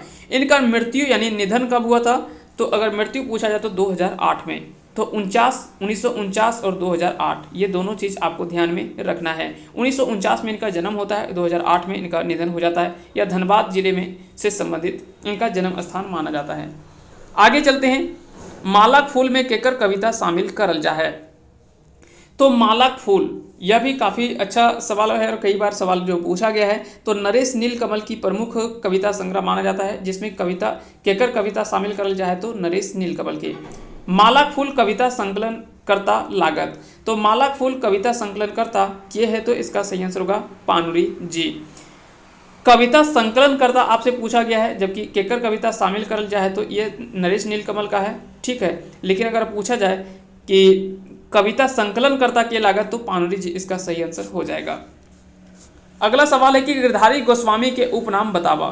तो गिरधारी गोस्वामी का उपनाम आकाश खूंटी आपने पढ़ा होगा, इसका राइट आंसर हो जाएगा गिरधारी गोस्वामी आकाश खूंटी। आकाश खूंटी इसका सही आंसर हो जाएगा। गिरधारी गोस्वामी जी के जन्म बच्छर बतावा। तो अगर पूछा जाए कि इनका जन्म वर्ष जो किस वर्ष इनका जन्म हुआ था, तो 1965 में इनका जन्म हुआ था। तो याद रखेंगे गिरधारी गोस्वामी का जन्म वर्ष अगर आपसे पूछा जाए तो 1965 इसका सही आंसर हो जाएगा। आकाश खूंटी के बाप के नाम की लागय। तो गिरधारी गोस्वामी आकाश खूंटी के पिता का नाम अगर आपसे पूछा जाए कि इनके पिता का नाम क्या था, तो इनके पिता का नाम था देबूलाल गोस्वामी। देबूलाल गोस्वामी जो है वो इनके पिता का नाम था देबूलाल गोस्वामी। आकाश खूंटी के माय के नाम की लागय। तो ये दोनों चीज़ आपसे याद रखना है, दोनों चीज़ आपको ध्यान में रखना है। इनके माता का नाम धूमू देवी और पिता का नाम देबूलाल गोस्वामी था। आकाश खूंटी कौन पत्रिका का संपादक लागत। तो आकाश खूंटी जो वो किस कविता या किस पत्रिका के संपादक लागत, तो इसके बारे में आपको बताना है। इसका सही आंसर हो जाएगा ऑप्शन सी यानी लुवाठी। लुवाठी पत्रिका के संपादक लागत आकाश खूंटी। व्यथित ककर उपनाम है। तो व्यथित अगर आपसे पूछा जाए कि व्यथित जो किसका उपनाम है, तो यह जनार्दन गोस्वामी व्यथित उपनाम के नाम से जाने जाते हैं। जनार्दन गोस्वामी, और इस तरह से आपको लिखा हुआ मिलेगा जनार्दन गोस्वामी व्यथित। तो ये दोनों चीज आपको ध्यान में रखना है। जनार्दन गोस्वामी के जन्म वर्ष बतावा। तो जनार्दन गोस्वामी का अगर जन्म वर्ष पूछा जाए तो इसका राइट आंसर होगा 1956 में इनका जन्म हुआ था। से बातिक बूंद कविता संग्रह के संग्रहकर्ता लागत। तो से बातिक बूंद कविता संग्रह के संग्रहकर्ता के लागत, तो इसका राइट आंसर हो जाएगा ऑप्शन ए यानी कविता संग्रह। यह जो है वो एक कविता संग्रह है। से बातिक बूंद कविता संग्रह के संग्रहकर्ता लागत, तो इस कविता के संग्रहकर्ता कौन है, तो जनार्दन गोस्वामी, जिनको ये याद रखेंगे व्यथित उपनाम से जाना जाता है। काका काकी की लागय। तो काका काकी जो है वो किस प्रकार की रचना है, तो यह एक प्रबंध काव्य माना जाता है। तो याद रखेंगे काका काकी जो है यह एक प्रकार का प्रबंध काव्य है। इस प्रबंध काव्य को किसके द्वारा लिखा गया है, तो इसको लिखा गया है जनार्दन गोस्वामी व्यथित के द्वारा। जब आप किसी का नाम पढ़ें तो उनका उपनाम साथ में जरूर आप पढ़ें, ठीक है। जैसे वंशी लाल वंशी, तो वंशी इनका उपनाम है, इस तरह से आप याद रखें। ए.के. झा जी को झारपात के उपनाम से जाना जाता है। इस प्रकार सभी का उपनाम आप जरूर याद रखें। अगला सवाल क्या है, अगला सवाल देख लेते हैं कि व्यथित जी व्यंग्य के नाम बतावा। तो व्यथित जी व्यंग्य के नाम बतावा, तो इसका राइट आंसर क्या हो जाएगा, राइट आंसर होगा चाहिक जूता। चाहिक जूता इसका सही आंसर हो जाएगा। जनार्दन गोस्वामी कौन बच्चर खोटा साहित्य संस्कृति परिषद के सलाहकार चुनल गेल रहत। तो जनार्दन गोस्वामी किस वर्ष जो है वो खोटा साहित्य संस्कृति परिषद के सलाहकार जो के रूप में चुने गए थे, तो 1998 में उन्हें खोटा साहित्य संस्कृति परिषद के सलाहकार के रूप में चुना गया था। जनार्दन गोस्वामी कौन बैंक में नौकरी कर रहलत। तो जनार्दन गोस्वामी जो थे वो किस बैंक में नौकरी करते थे, तो यह पंजाब नेशनल बैंक यानी पीएनबी बैंक में यह नौकरी करते थे। इस तरह के सवाल भी कई बार आपसे पूछे जाते हैं और ये तरह के सवाल जो वो थोड़ा टफ होते हैं। अगर आप इससे पहले नहीं पढ़े होंगे तो आप निश्चय ही यह सवाल को आप सही नहीं कर पाएंगे, क्योंकि आप तुक्का लगाएंगे तो कोई भी बैंक लगा सकते हैं। भारतीय स्टेट बैंक लगा सकते हैं, bank of India, central bank, दुनिया भर का बैंक है, तो चारों में से कोई भी एक ऑप्शन टिक कर देंगे।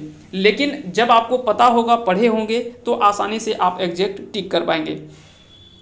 क्योंकि सारे एग्जाम में इस सारे क्वेश्चन में आपको नेगेटिव मार्किंग है। अगर आप गलत करते हैं तो कहीं ना कहीं आप नेगेटिव यानी कई लोगों से पीछे भी आप चल जाते हैं, ये भी चीज़ आपको ध्यान में रखना है। अगला सवाल है कि संतोष कुमार महतो के जन्म बच्छर बतावा। तो संतोष कुमार महतो का जन्म जो हुआ था 1930 में हुआ था। संतोष कुमार महतो का जन्म झारखंड के किस जिले में हुआ था, तो ये आपको याद रखना है। इनका जन्म जो वो झारखंड के गिरिडीह जिले में हुआ था, संतोष कुमार महतो का जन्म। एक पथिया डोंगल महुआ, यह कई बार पूछा गया है सवाल कि एक पथिया डोंगल महुआ यह किस प्रकार का संग्रह है, तो याद रखेंगे यह एक कविता संग्रह है, एक पथिया डोंगल महुआ। संतोष कुमार महतो के कविता संग्रह का नाम बतावा। तो एक पथिया डोंगल महुआ ये जो है वो काफ़ी ज़्यादा चर्चित कविता संग्रह माना जाता है जो संतोष कुमार महतो के द्वारा लिखा गया है। एक पथिया डोंगल महुआ में कई गो कविता है, तो याद रखेंगे एक पथिया डोंगल महुआ में टोटल 47 ठो कविता है, 47 गो कविता है, ये आपको याद रखना है। एक मौनी फूल के लिखवैया का नाम बतावा। तो एक मौनी फूल जो है वो किसके द्वारा लिखा गया है, तो याद रखेंगे एक मौनी फूल संतोष कुमार महतो की काफ़ी ज़्यादा प्रमुख कह सकते हैं कि यह लिखा गया एक मौनी फूल जो वो काफ़ी ज़्यादा प्रमुख कविता संग्रह जो है वो है ये। और इसमें अगर बात करें एक मौनी फूल में कुल कितनी कविता पढ़ना है, तो कुल 31 कविता इसमें शामिल किया गया है। 31 कविताओं को पढ़ना है एक मौनी फूल में। यह संतोष कुमार महतो की प्रमुख कविता संग्रह है। महेंद्र प्रबुद्ध के जन्म वच्छर बतावा। तो महेंद्र प्रबुद्ध के जन्म वच्छर अगर आपसे पूछा जाए तो इसका सही आंसर होगा 1956 में इनका जो है वो जन्म हुआ था। कहाँ पे हुआ था जन्म इनका, झारखंड के, तो झारखंड के गिरिडीह जिले में महेंद्र प्रबुद्ध का जन्म हुआ था। जैसे संतोष कुमार महतो का भी जन्म जो है वो झारखंड के गिरिडीह जिले में हुआ था, तो उसी प्रकार आप याद रखेंगे महेंद्र प्रबुद्ध का जन्म जो वो झारखंड के गिरिडीह जिले में ही हुआ था। परास के फूल संग्रह लागे। तो परास के फूल जो है वो यह किस प्रकार की संग्रह है, तो ये आपको बताना है। इसका सही आंसर होगा ऑप्शन सी, यानी यह एक प्रकार का कविता संग्रह है। तो याद रखेंगे यह एक प्रकार का कविता संग्रह है परास के फूल। महेंद्र प्रबुद्ध के नाटक का नाम बतावा। तो महेंद्र प्रबुद्ध के जो प्रमुख नाटक है वो है तीन काठ धान। तीन काठ धान इनकी प्रमुख नाटक का नाम है महेंद्र प्रबुद्ध के। परास के फूल केकर रचना लागे। तो परास के फूल अगर आपसे पूछा जाए कि परास के फूल की प्रमुख रचना किसके द्वारा किया गया है, तो परास के फूल महेंद्र प्रबुद्ध की रचना लागे। महेंद्र प्रबुद्ध के खोटा नाटक का नाम बतावा। तो खोटा नाटक तीन काठ धान तो आपने पढ़ा, इसके अलावे आपको याद रखना है चंदूलाल चौकीदार। तो ये दोनों जो है वो इनकी प्रमुख नाटक है, तो इसलिए इसका सही आंसर होगा ऑप्शन सी। लाल बुझक्कड़ कहानी के लिखलत। तो लाल बुझक्कड़ जो लिखा गया है यह महेंद्र प्रबुद्ध के द्वारा ही यह कहानी लिखा गया है, लाल बुझक्कड़। तो याद रखेंगे लाल बुझक्कड़ कहानी जो है वो किसके द्वारा लिखा गया, तो महेंद्र प्रबुद्ध के द्वारा। मानुषिक कद कविता संग्रह के लिखलत। तो मानुषिक कद कविता संग्रह यह भी लिखा गया है महेंद्र प्रबुद्ध के द्वारा ही। महेंद्र प्रबुद्ध के कहानी संग्रह के नाम बतावा। इनके द्वारा जो कहानी लिखा गया उसका संग्रह जो वो किसमें मिलता है, तो इसका सही आंसर होगा बुबू गाछ।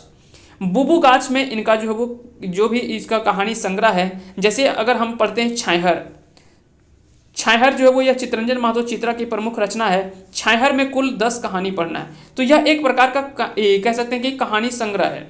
उसी प्रकार हमने पढ़ा सोंध माटी। तो सोंध माटी में भी 10 कहानी है जो कि डॉक्टर विनोद कुमार की है, तो यह एक कहानी संग्रह है, यानी कई उसमें कहानियों को संग्रहित किया गया है एक में। तो यह एक प्रकार के बुबू गाछ जो है यह एक कहानी संग्रह ही है महेंद्र प्रबुद्ध की। शिवनाथ परमानी के जन्म बच्छर बतावा। तो शिवनाथ परमानी का जन्म वर्ष अगर आपसे पूछा जाए कि इनका जन्म जो है वो किस वर्ष हुआ था, तो 1950 में इनका जन्म हुआ था शिवनाथ परमानी का। शिवनाथ परमानी काव्य लिखल है। तो इनके द्वारा जो लिखा गया काव्य है वो है दामोदरे कोराय, जो कि कह सकते हैं कि खोटा एक काव्य में जो है वो सबसे कह सकते हैं कि काफ़ी ज़्यादा चर्चित काव्य में से एक माना जाता है दामोदरे कोराय। तो याद रखेंगे दामोदरे कोराय जो है वो काफ़ी ज़्यादा चर्चित माना जाता है, काव्यों में से एक माना जाता है, तो वो है दामोदरे कोराय। दामोदरे कोराय कैसन काव्य लागे। अगर आपसे पूछा जाए कि दामोदरे कोराय जो वो किस प्रकार का काव्य है, तो याद रखना यह एक खंड काव्य है। किस प्रकार का काव्य है, तो यह एक खंड काव्य है दामोदरे कोराय, और इसको लिखा है शिवनाथ परमानी के द्वारा। अगला सवाल देख लेते हैं कि कृष्णचंद्र दास आला के जन्म बच्छर बतावा। तो सबसे पहले तो एक सवाल तो आपको यहीं से याद रखना है कि कृष्णचंद्र दास इनका उपनाम है आला। इनका उपनाम है आला। कई बार पूछा जाता है कि आला उपनाम से किसे जाना जाता है, तो कृष्णचंद्र दास को। इनका जन्म अगर आपसे पूछा जाए इनका जन्म कब हुआ था, तो 1943 में इनका जन्म हुआ था। 1943 में इनका जो वो जन्म हुआ था, याद रखना है आपको 1943 में। कृष्णचंद्र दास आला के जन्म जो है वो झारखंड के किस जिले में हुआ था, तो इनका जन्म जो है वो झारखंड के बोकारो जिले में हुआ था, कृष्णचंद्र दास का, जिनका जन्म 1943 ईस्वी में हुआ था। आला जी के बापेक नाम की लागे, तो आला जी के बापेक नाम अगर आपसे पूछा जाए कि आला जी के पिता का नाम क्या था, तो इसका सही आंसर होगा नानू रामदास। नानू रामदास इनके पिताजी का नाम था। कृष्णचंद्र दास आला के पिताजी का नाम नानू रामदास।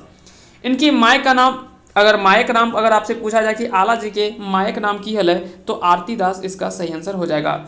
श्रीनिवास पांडुरी स्मृति केकरा मिलल है, तो आपको याद रखना है श्रीनिवास पांडुरी स्मृति केकरा मिलल है, तो इसका सही आंसर होगा कृष्णचंद्र दास आला को।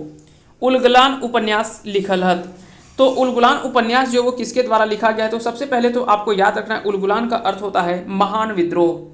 तो इसके द्वारा जो उलगुलान विद्रोह आपने पढ़ा होगा, उलगुलान विद्रोह जो वो आपने पढ़ा होगा, इसके ऊपर एक उपन्यास लिखा गया है। यह उपन्यास किसके द्वारा लिखा गया है, तो चितरंजन महतो चित्रा के द्वारा। चितरंजन महतो चित्रा के द्वारा यह लिखा गया उपन्यास है उलगुलान। तो हो सकता है कि यह सवाल आपसे पूछा जा सकता है कि उलगुलान जो है वो किससे संबंधित है, तो यह उपन्यास लिखा गया है। अगला सवाल है कि खोटा भाषा। अब देखिए यहाँ पे भाखा लिखा हुआ है, दरअसल क्या है कि जब भी भाषा लिखते हैं तो इस स के बदले में हम इसमें ख का प्रयोग करते हैं या तो फिर स का प्रयोग करते हैं। ये दोनों स, या तो स का या तो फिर ख का प्रयोग करते हैं। तो भाखा अगर लिखा जाए तो यहाँ पे आप भाषा उसे पढ़ेंगे, है ना, ताकि आपको समझ में आ जाए। तो खोटा भाषा कुंदन लिखल है, तो इसका सही आंसर क्या हो जाएगा, कृष्णचंद्र दास आला के द्वारा लिखा गया है। अगला सवाल देख लेते हैं, यह किस प्रकार की रचना लागे, तो खोटा भाषा कुंदन जो है वह किस प्रकार की रचना है, तो यह रचना जो है वो एक व्याकरण माना जाता है, व्याकरण रचना है। आरसों यानी जोर्निक गोच के लिखवैया लागत, तो इसके लिखवैया जो है वो है कृष्णचंद्र दास आला के द्वारा लिखा गया है। सैतल साड़ा यानी जोर्निक गोच के लिखवैया किए हैं, तो सैतल साड़ा इसका यह अर्थ होता है जोर्निक गोच। इसके लिखवैया कौन है, तो इसके लिखवैया हैं कृष्णचंद्र दास आला, इसका सही आंसर हो जाएगा। हिंदी खोटा शब्दावली के लिखवैया लागत, तो हिंदी खोटा के लिखवैया जो है, हिंदी खोटा शब्दावली के लिखवैया वो है कृष्णचंद्र दास आला, इसका सही आंसर हो जाएगा। खोटा भाषा ग्रहण प्रकाशित भेल है, तो खोटा भाषा ग्रहण प्रकाशित भेल है, तो खोटा भाषा ग्रहण यह प्रकाशित जो हुआ है वह आला प्रकाशन चास बोकारो से हुआ है। तो याद रखेंगे खोटा भाषा ग्रहण कौन लिखल है, तो यह लिखा गया किसके द्वारा है, तो यह आला जी के द्वारा लिखा गया है, आला जी के द्वारा, और इसका प्रकाशन आला प्रकाशन से हुआ है। आला प्रकाशन से जो कहाँ पे है, तो चास बोकारो में स्थित है।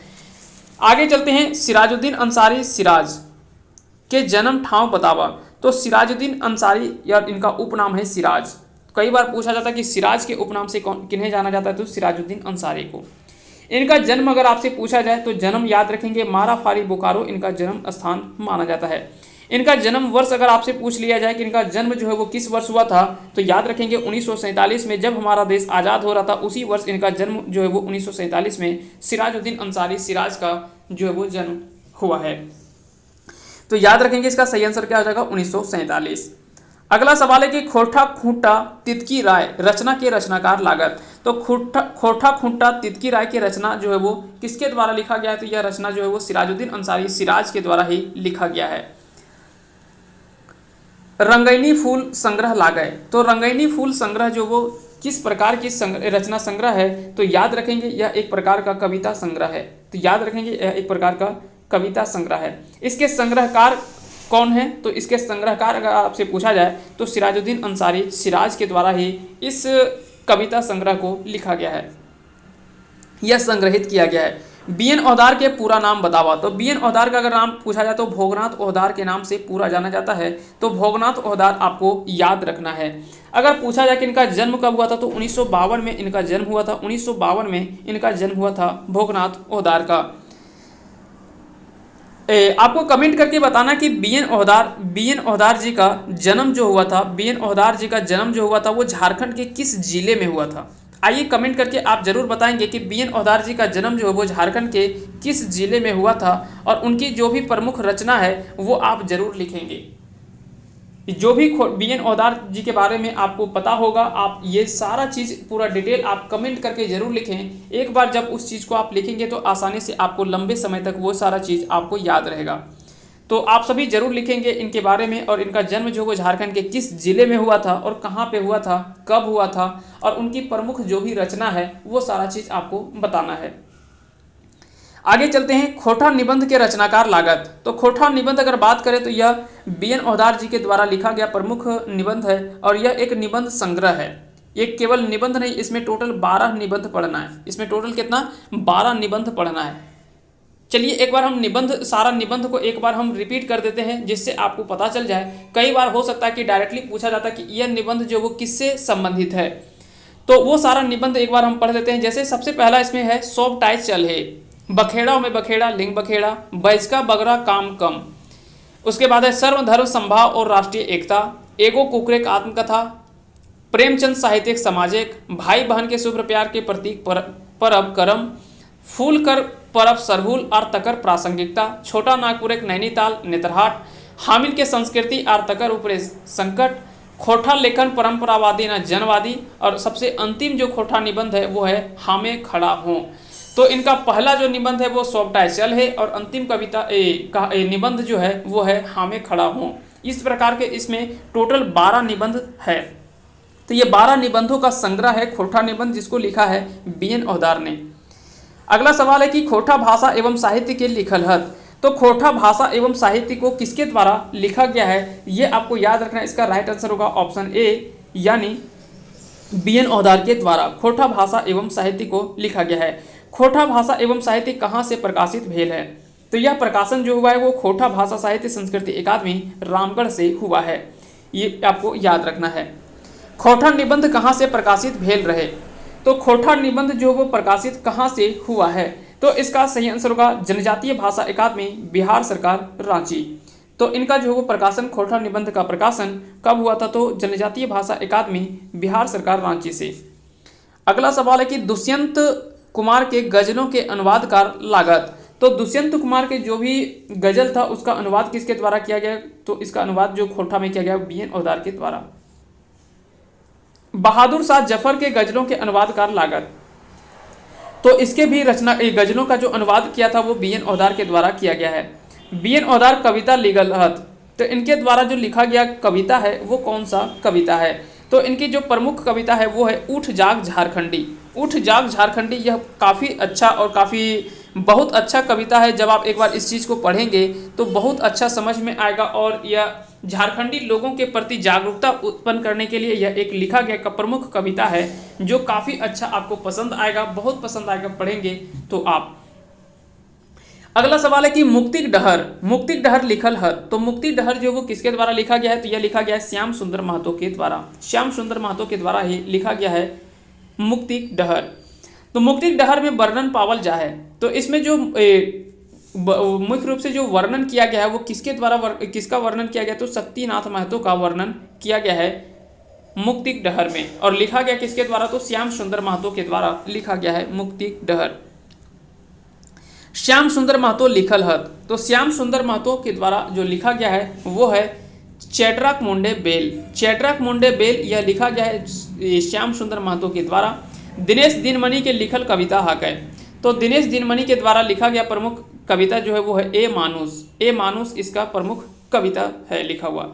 मनपूरन गोस्वामी एकांकी लिखल हत। तो मनपूरन गोस्वामी एकांकी जो है वो किसके द्वारा लिखा गया है, तो इसका राइट आंसर होगा मनपूरन गोस्वामी एकांकी लिखल है, तो आप मंगल इसका सही आंसर हो जाएगा। मनपूरन गोस्वामी एकांकी जो लिखे हैं उसका नाम है आप मंगल, तो इसका राइट आंसर होगा ऑप्शन नंबर बी।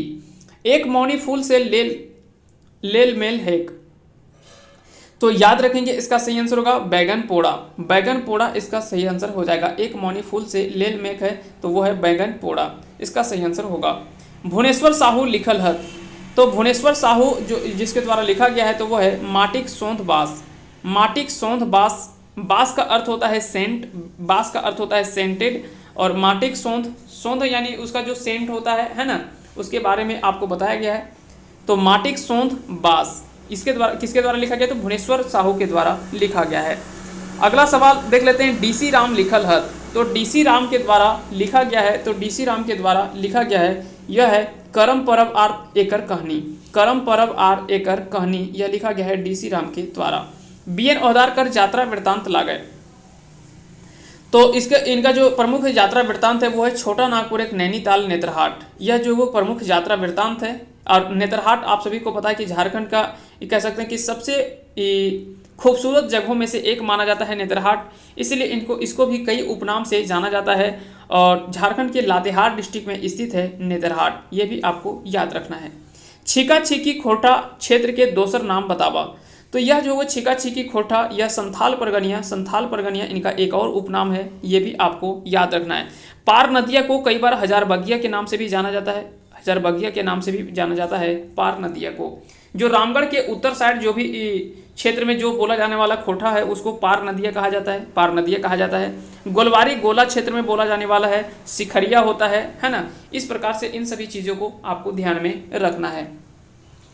आगे चलते हैं, अगला सवाल देख लेते हैं। अगला सवाल है वो है सिखरिया के दोसर नाम बतावा, तो सिखरिया का जो दूसरा नाम है ये भी काफ़ी ज़्यादा सवाल इंपॉर्टेंट है। इसका पूरा नाम है, इसका दूसरा नाम जो है वो है खास पैलिया।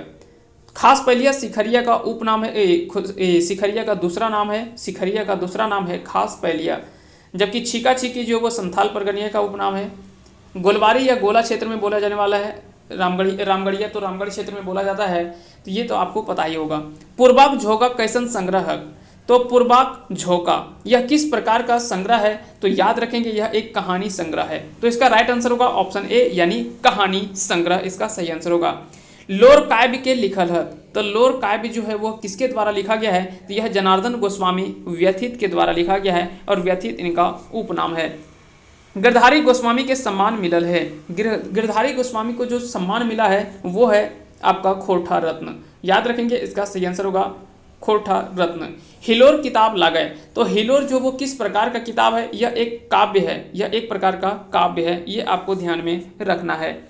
पैन सोखा जो वो संग्रह लागे, तो पैन सोखा जो वो किस प्रकार का संग्रह है, तो यह एक गीत संग्रह है, याद रखेंगे यह एक गीत संग्रह है पैन सोखा, इसका सही आंसर होगा ऑप्शन नंबर ए। अगला सवाल है कि भगजोगनी कौन बछर प्रकाशित भेल है, तो भगजोगनी जो प्रकाशन हुआ था यह प्रकाशित हुआ था 2004 में, तो इसका राइट आंसर हो जाएगा ऑप्शन नंबर ए यानी ऑप्शन ए। बाप रे बाप गदा गदा सांप लेल गेल है, तो इसका सही आंसर आपको बताना है कि इसमें ये किससे लिया गया है, ये आपको बताना है। तो पुटूस आर परास से यहाँ पे बोला गया कि बाप रे बाप गदा गदा सांप लेल गेल है, तो ये आपको याद रखना है, इसका सही आंसर हो जाएगा ऑप्शन ए। विश्वनाथ दशोंधी राज लिखल है, तो विश्वनाथ दशोंधी राज के द्वारा क्या लिखा गया है, तो उद्वासल कर्ण आपको पता होगा कि यह श्रीनिवास पांडे जी के द्वारा लिखा गया है।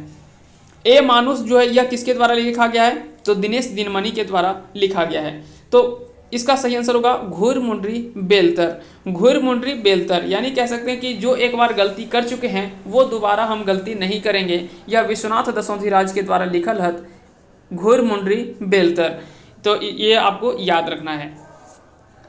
अगला सवाल है कि पहिल एकल संग्रह कहानी लागे, तो पहले जो सबसे पहला और एकल संग्रह कहानी यानी एकल और होता है केवल एक, तो वह जो कहानी संग्रह लागे वो कौन सा है, तो इसका सही आंसर होगा फरीश डहर इसका सही आंसर हो जाएगा। शशि कुमारी के लिखल कविता का नाम बतावा, तो शशि कुमार के द्वारा लिखा गया कविता जो है वो है दो तीन पत्ते इसका जो है वो सही आंसर हो जाएगा। अगला सवाल है खोरठा भाषा का प्रथम प्रकाशित उपन्यास का नाम बतावा, तो खोरठा भाषा के प्रथम प्रकाशित उपन्यास का नाम जो है वो आपको बताना है, इसका सही आंसर होगा ऑप्शन बी यानी जिंदगी टोह इसका सही आंसर हो जाएगा। कविता पुराण कौन साहित्य है, तो कविता पुराण जो है यह किस प्रकार का साहित्य, तो यह एक बाल साहित्य है, इसके बारे में हम पहले चर्चा कर चुके हैं। आगे चलते हैं। खोरठा शब्द की उत्पत्ति खोरठा से हेल है, ककर कथन है, तो खोरठा शब्द के उत्पत्ति खरठा से हेल है, यह ककर कथन है। तो यह जो बोला गया है वह कृष्णचंद्र दास आला के द्वारा बोला गया है कि खोरठा शब्द की उत्पत्ति खरठा से किया गया है, जो कहीं ना कहीं खरोष्ठी लिपि से इसकी उत्पत्ति मानी जाती है। लेकिन अगर पूछा जाए कि खोरठा लिखने के लिए किस लिपि का प्रयोग किया जाता है, तो वो देवनागरी लिपि का उपयोग किया जाता है। खोरठा लोक साहित्य लिखल है, तो खोरठा लोक साहित्य जो लिखा गया है वह किसके द्वारा लिखा गया, तो शिवनाथ परमाणी के द्वारा खोरठा लोक साहित्य लिखा गया है। छाहर कहानी जो वो किसके द्वारा लिखा गया है, तो चितरंजन महतो चित्रा की प्रमुख कहानी संग्रह है और इसमें टोटल 10 कहानी को पढ़ना है, इसमें टोटल 10 कहानी आपको पढ़ना है और यह जो है वो लिखा गया है चितरंजन महतो चित्रा जी के द्वारा। तो इसका राइट आंसर हो जाएगा ऑप्शन ए यानी चितरंजन महतो चित्रा, इसका सही आंसर हो जाएगा। ए.के. झा शिक्षक रहत, तो ए.के. झा जो है वो किस चीज़ के शिक्षक थे, तो यह विज्ञान के शिक्षक थे। याद रखना है आपको, हो सकता है कि ऐसे सवाल कंफ्यूजन कर सकते हैं, हो सकता है कि ऑप्शन में खोटा रहे, हिंदी रहे, संस्कृत रहे या अंग्रेजी रहे, इस तरह के, तो हो सकता है कि आप थोड़ा कंफ्यूज कर सकते हैं, इसलिए इसको आप जरूर याद रखेंगे। ए.के. झा जो शिक्षक थे वो थे विज्ञान के। खोठा वाल्मीकि ककरा कहल जाए, तो खोठा के वाल्मीकि जो बोला जाता है वो श्रीनिवास पानुरी जी को बोला जाता है। श्रीनिवास पानुरी जी को खोठा के वाल्मीकि के नाम से जाना जाता है। राम कथामृत पानुरी जी लिख लेहला, तो राम कथामृत जो है वो पानुरी जी किस वर्ष लिखे थे, तो इसका सही आंसर है 1956 में। 1956 में राम कथामृत जो है वो लिखा गया था पानुरी जी के द्वारा। तो दो तरह से सवाल पूछा जा सकता है कि राम कथामृत किसके द्वारा लिखा गया है, तो श्रीनिवास पानुरी जी के द्वारा। कब लिखा गया, तो 1956 में। अगला सवाल है दिव्य ज्योति कविता लागय, तो दिव्य ज्योति कविता जो है वो किसकी कविता है ये आपको बताना है। इसका सही आंसर होगा ऑप्शन ए यानी पानुरी जी के। पानुरी जी के कविता दिव्य ज्योति जो है वो कविता लागय, वो पानुरी जी के कविता लागय। खोठा पखवारी पत्रिका के संपादक सन 1970 में रहत, तो खोठा पखवारी पत्रिका के संपादक सन 1970 में रहत, इसका सही आंसर होगा श्रीनिवास पानुरी। याद रखेंगे। पानुरी जी का निधन भेल रहे, पानुरी जी का निधन जो वो कब हुआ था, तो 7 अक्टूबर 1986 को इनका निधन हुआ था। तो इस तरह से इसका सही आंसर होगा ऑप्शन नंबर बी यानी 7 अक्टूबर 1986 को। जन्म तो आप सभी को पहले हम बता चुके हैं कि इन्हीं के जन्म दिवस के उपअवसर पर खोठा दिवस के रूप में मनाया जाता है। राजा दलेल सिंह के रचना लागय, तो उद्वासल कर्ण आप सभी को पता किया श्रीनिवास पानुरी जी के द्वारा लिखा गया है। मेघदूत भी इन्हीं के द्वारा कह सकते हैं कि इसका खोठा में अनुवाद किया गया है। मुक्ति डहर तो ये अलग अलग कह सकते हैं कि पहला एकल रचना माना जाता है, कहानी माना जाता है, जबकि गोविंद लीलामृत जो है राजा दलील सिंह की रचना है। तो इस तरह से इसका सही आंसर हो जाएगा ऑप्शन ए। अगला सवाल है कि राजा दलील सिंह के रचना लागय, तो राजा दलील सिंह के राजा रहस्य और राजा सरावन, तो इस प्रकार इसका सही आंसर होगा ऑप्शन सी यानी दोनों, राजा रहस्य और राम रसावन इसका सही आंसर होगा। सरावन लिखा गया है यहाँ पे थोड़ा सा, राम रसावन, तो राम रसावन ये याद रखेंगे। राम रसावन और राज रहस्य ये दोनों जो वो राजा दलील सिंह के द्वारा लिखा गया रचना है। पहला में नापल जा है, तो ये आपको बताना कि पहला में जो है वो क्या नापा जाता है, तो पहला में नापल जा है वो अनाज नापल जा है। तो आप सभी को पता है कि पहला जो है वो चावल धान जो भी होता है उसे नापने के लिए प्रयोग किया जाता है और अलग अलग क्षेत्रों में अलग अलग जो है वो क्षेत्र विशेष पर जो है वो पहला का जो है वो मिलता है अलग। कहीं पे 18 गंडी का पहला मिलता है, कहीं पे 18 गंडी का पहला मिलता है, कहीं पे जो वो 22 गंडी का पहला मिलता है, यानी कहीं पे 900 ग्राम का, कहीं पे 1 केजी का। ये अलग अलग जो है वो आधार पर जो वो पहला जो वो अलग अलग क्षेत्र विस्तार पर देखने को मिलता है। ये चीज़ आपको ध्यान में रखना है। आज का आखिरी सवाल है कि सबले बेसी बोलल जाए वाला भाषा कौन है, खोठा, कुरमाली, नागपुरी या पंच परगनिया। इसका आंसर आप कमेंट करके बताएंगे इसका राइट आंसर क्या होगा। और उम्मीद करते हैं कि आज का ये वीडियो सेशन आप सभी को पसंद आया होगा। अगर पसंद आया होगा तो इस वीडियो को लाइक करें, साथ ही साथ अगर चैनल पे नए हैं तो चैनल को सब्सक्राइब कर दें और बेल आइकन को प्रेस करें, ताकि इसी तरह का वीडियो भी हम आगे भी लेकर आते रहेंगे। और लाइक इसलिए हम करने बोलते हैं ताकि उससे हमें मोटिवेशन मिलता है। और किसी भी वीडियो को बनाने के पीछे मेरा एक ही मकसद है कि आप जहाँ पे भी बैठ करके इसकी तैयारी कर रहे हैं, अगर आप इस पुस्तक को नहीं खरीद सकते हैं, अलग अलग किताब को एक साथ आप नहीं जमा कर सकते हैं, तो आपको किस रूप में एक जगह पे आपको दिया जाए जिससे आपको बेनिफिट हो सके। बस इसी तात्पर्य के साथ, इसी उद्देश्य के साथ हम आपके बीच में आते रहते हैं। तो आप ज़्यादा कुछ ना करें तो आप कम से कम इतना तो ज़रूर कर सकते हैं कि आप एक वीडियो को लाइक करें, साथ ही साथ अपने दोस्तों के पास कुछ शेयर कर दें और चैनल पे नए तो चैनल को सब्सक्राइब कर दें और बेल आइकन को प्रेस करें, ताकि जब भी कोई वीडियो अपलोड करें तो उसका नोटिफिकेशन आपको ऊपर चला जाए और आप आसानी से उसका बेनिफिट्स उठा सकें। आप सभी को तहे दिल से शुक्रिया और बहुत बहुत धन्यवाद अंत तक बने रहने के लिए। जय हिंद, जय भारत।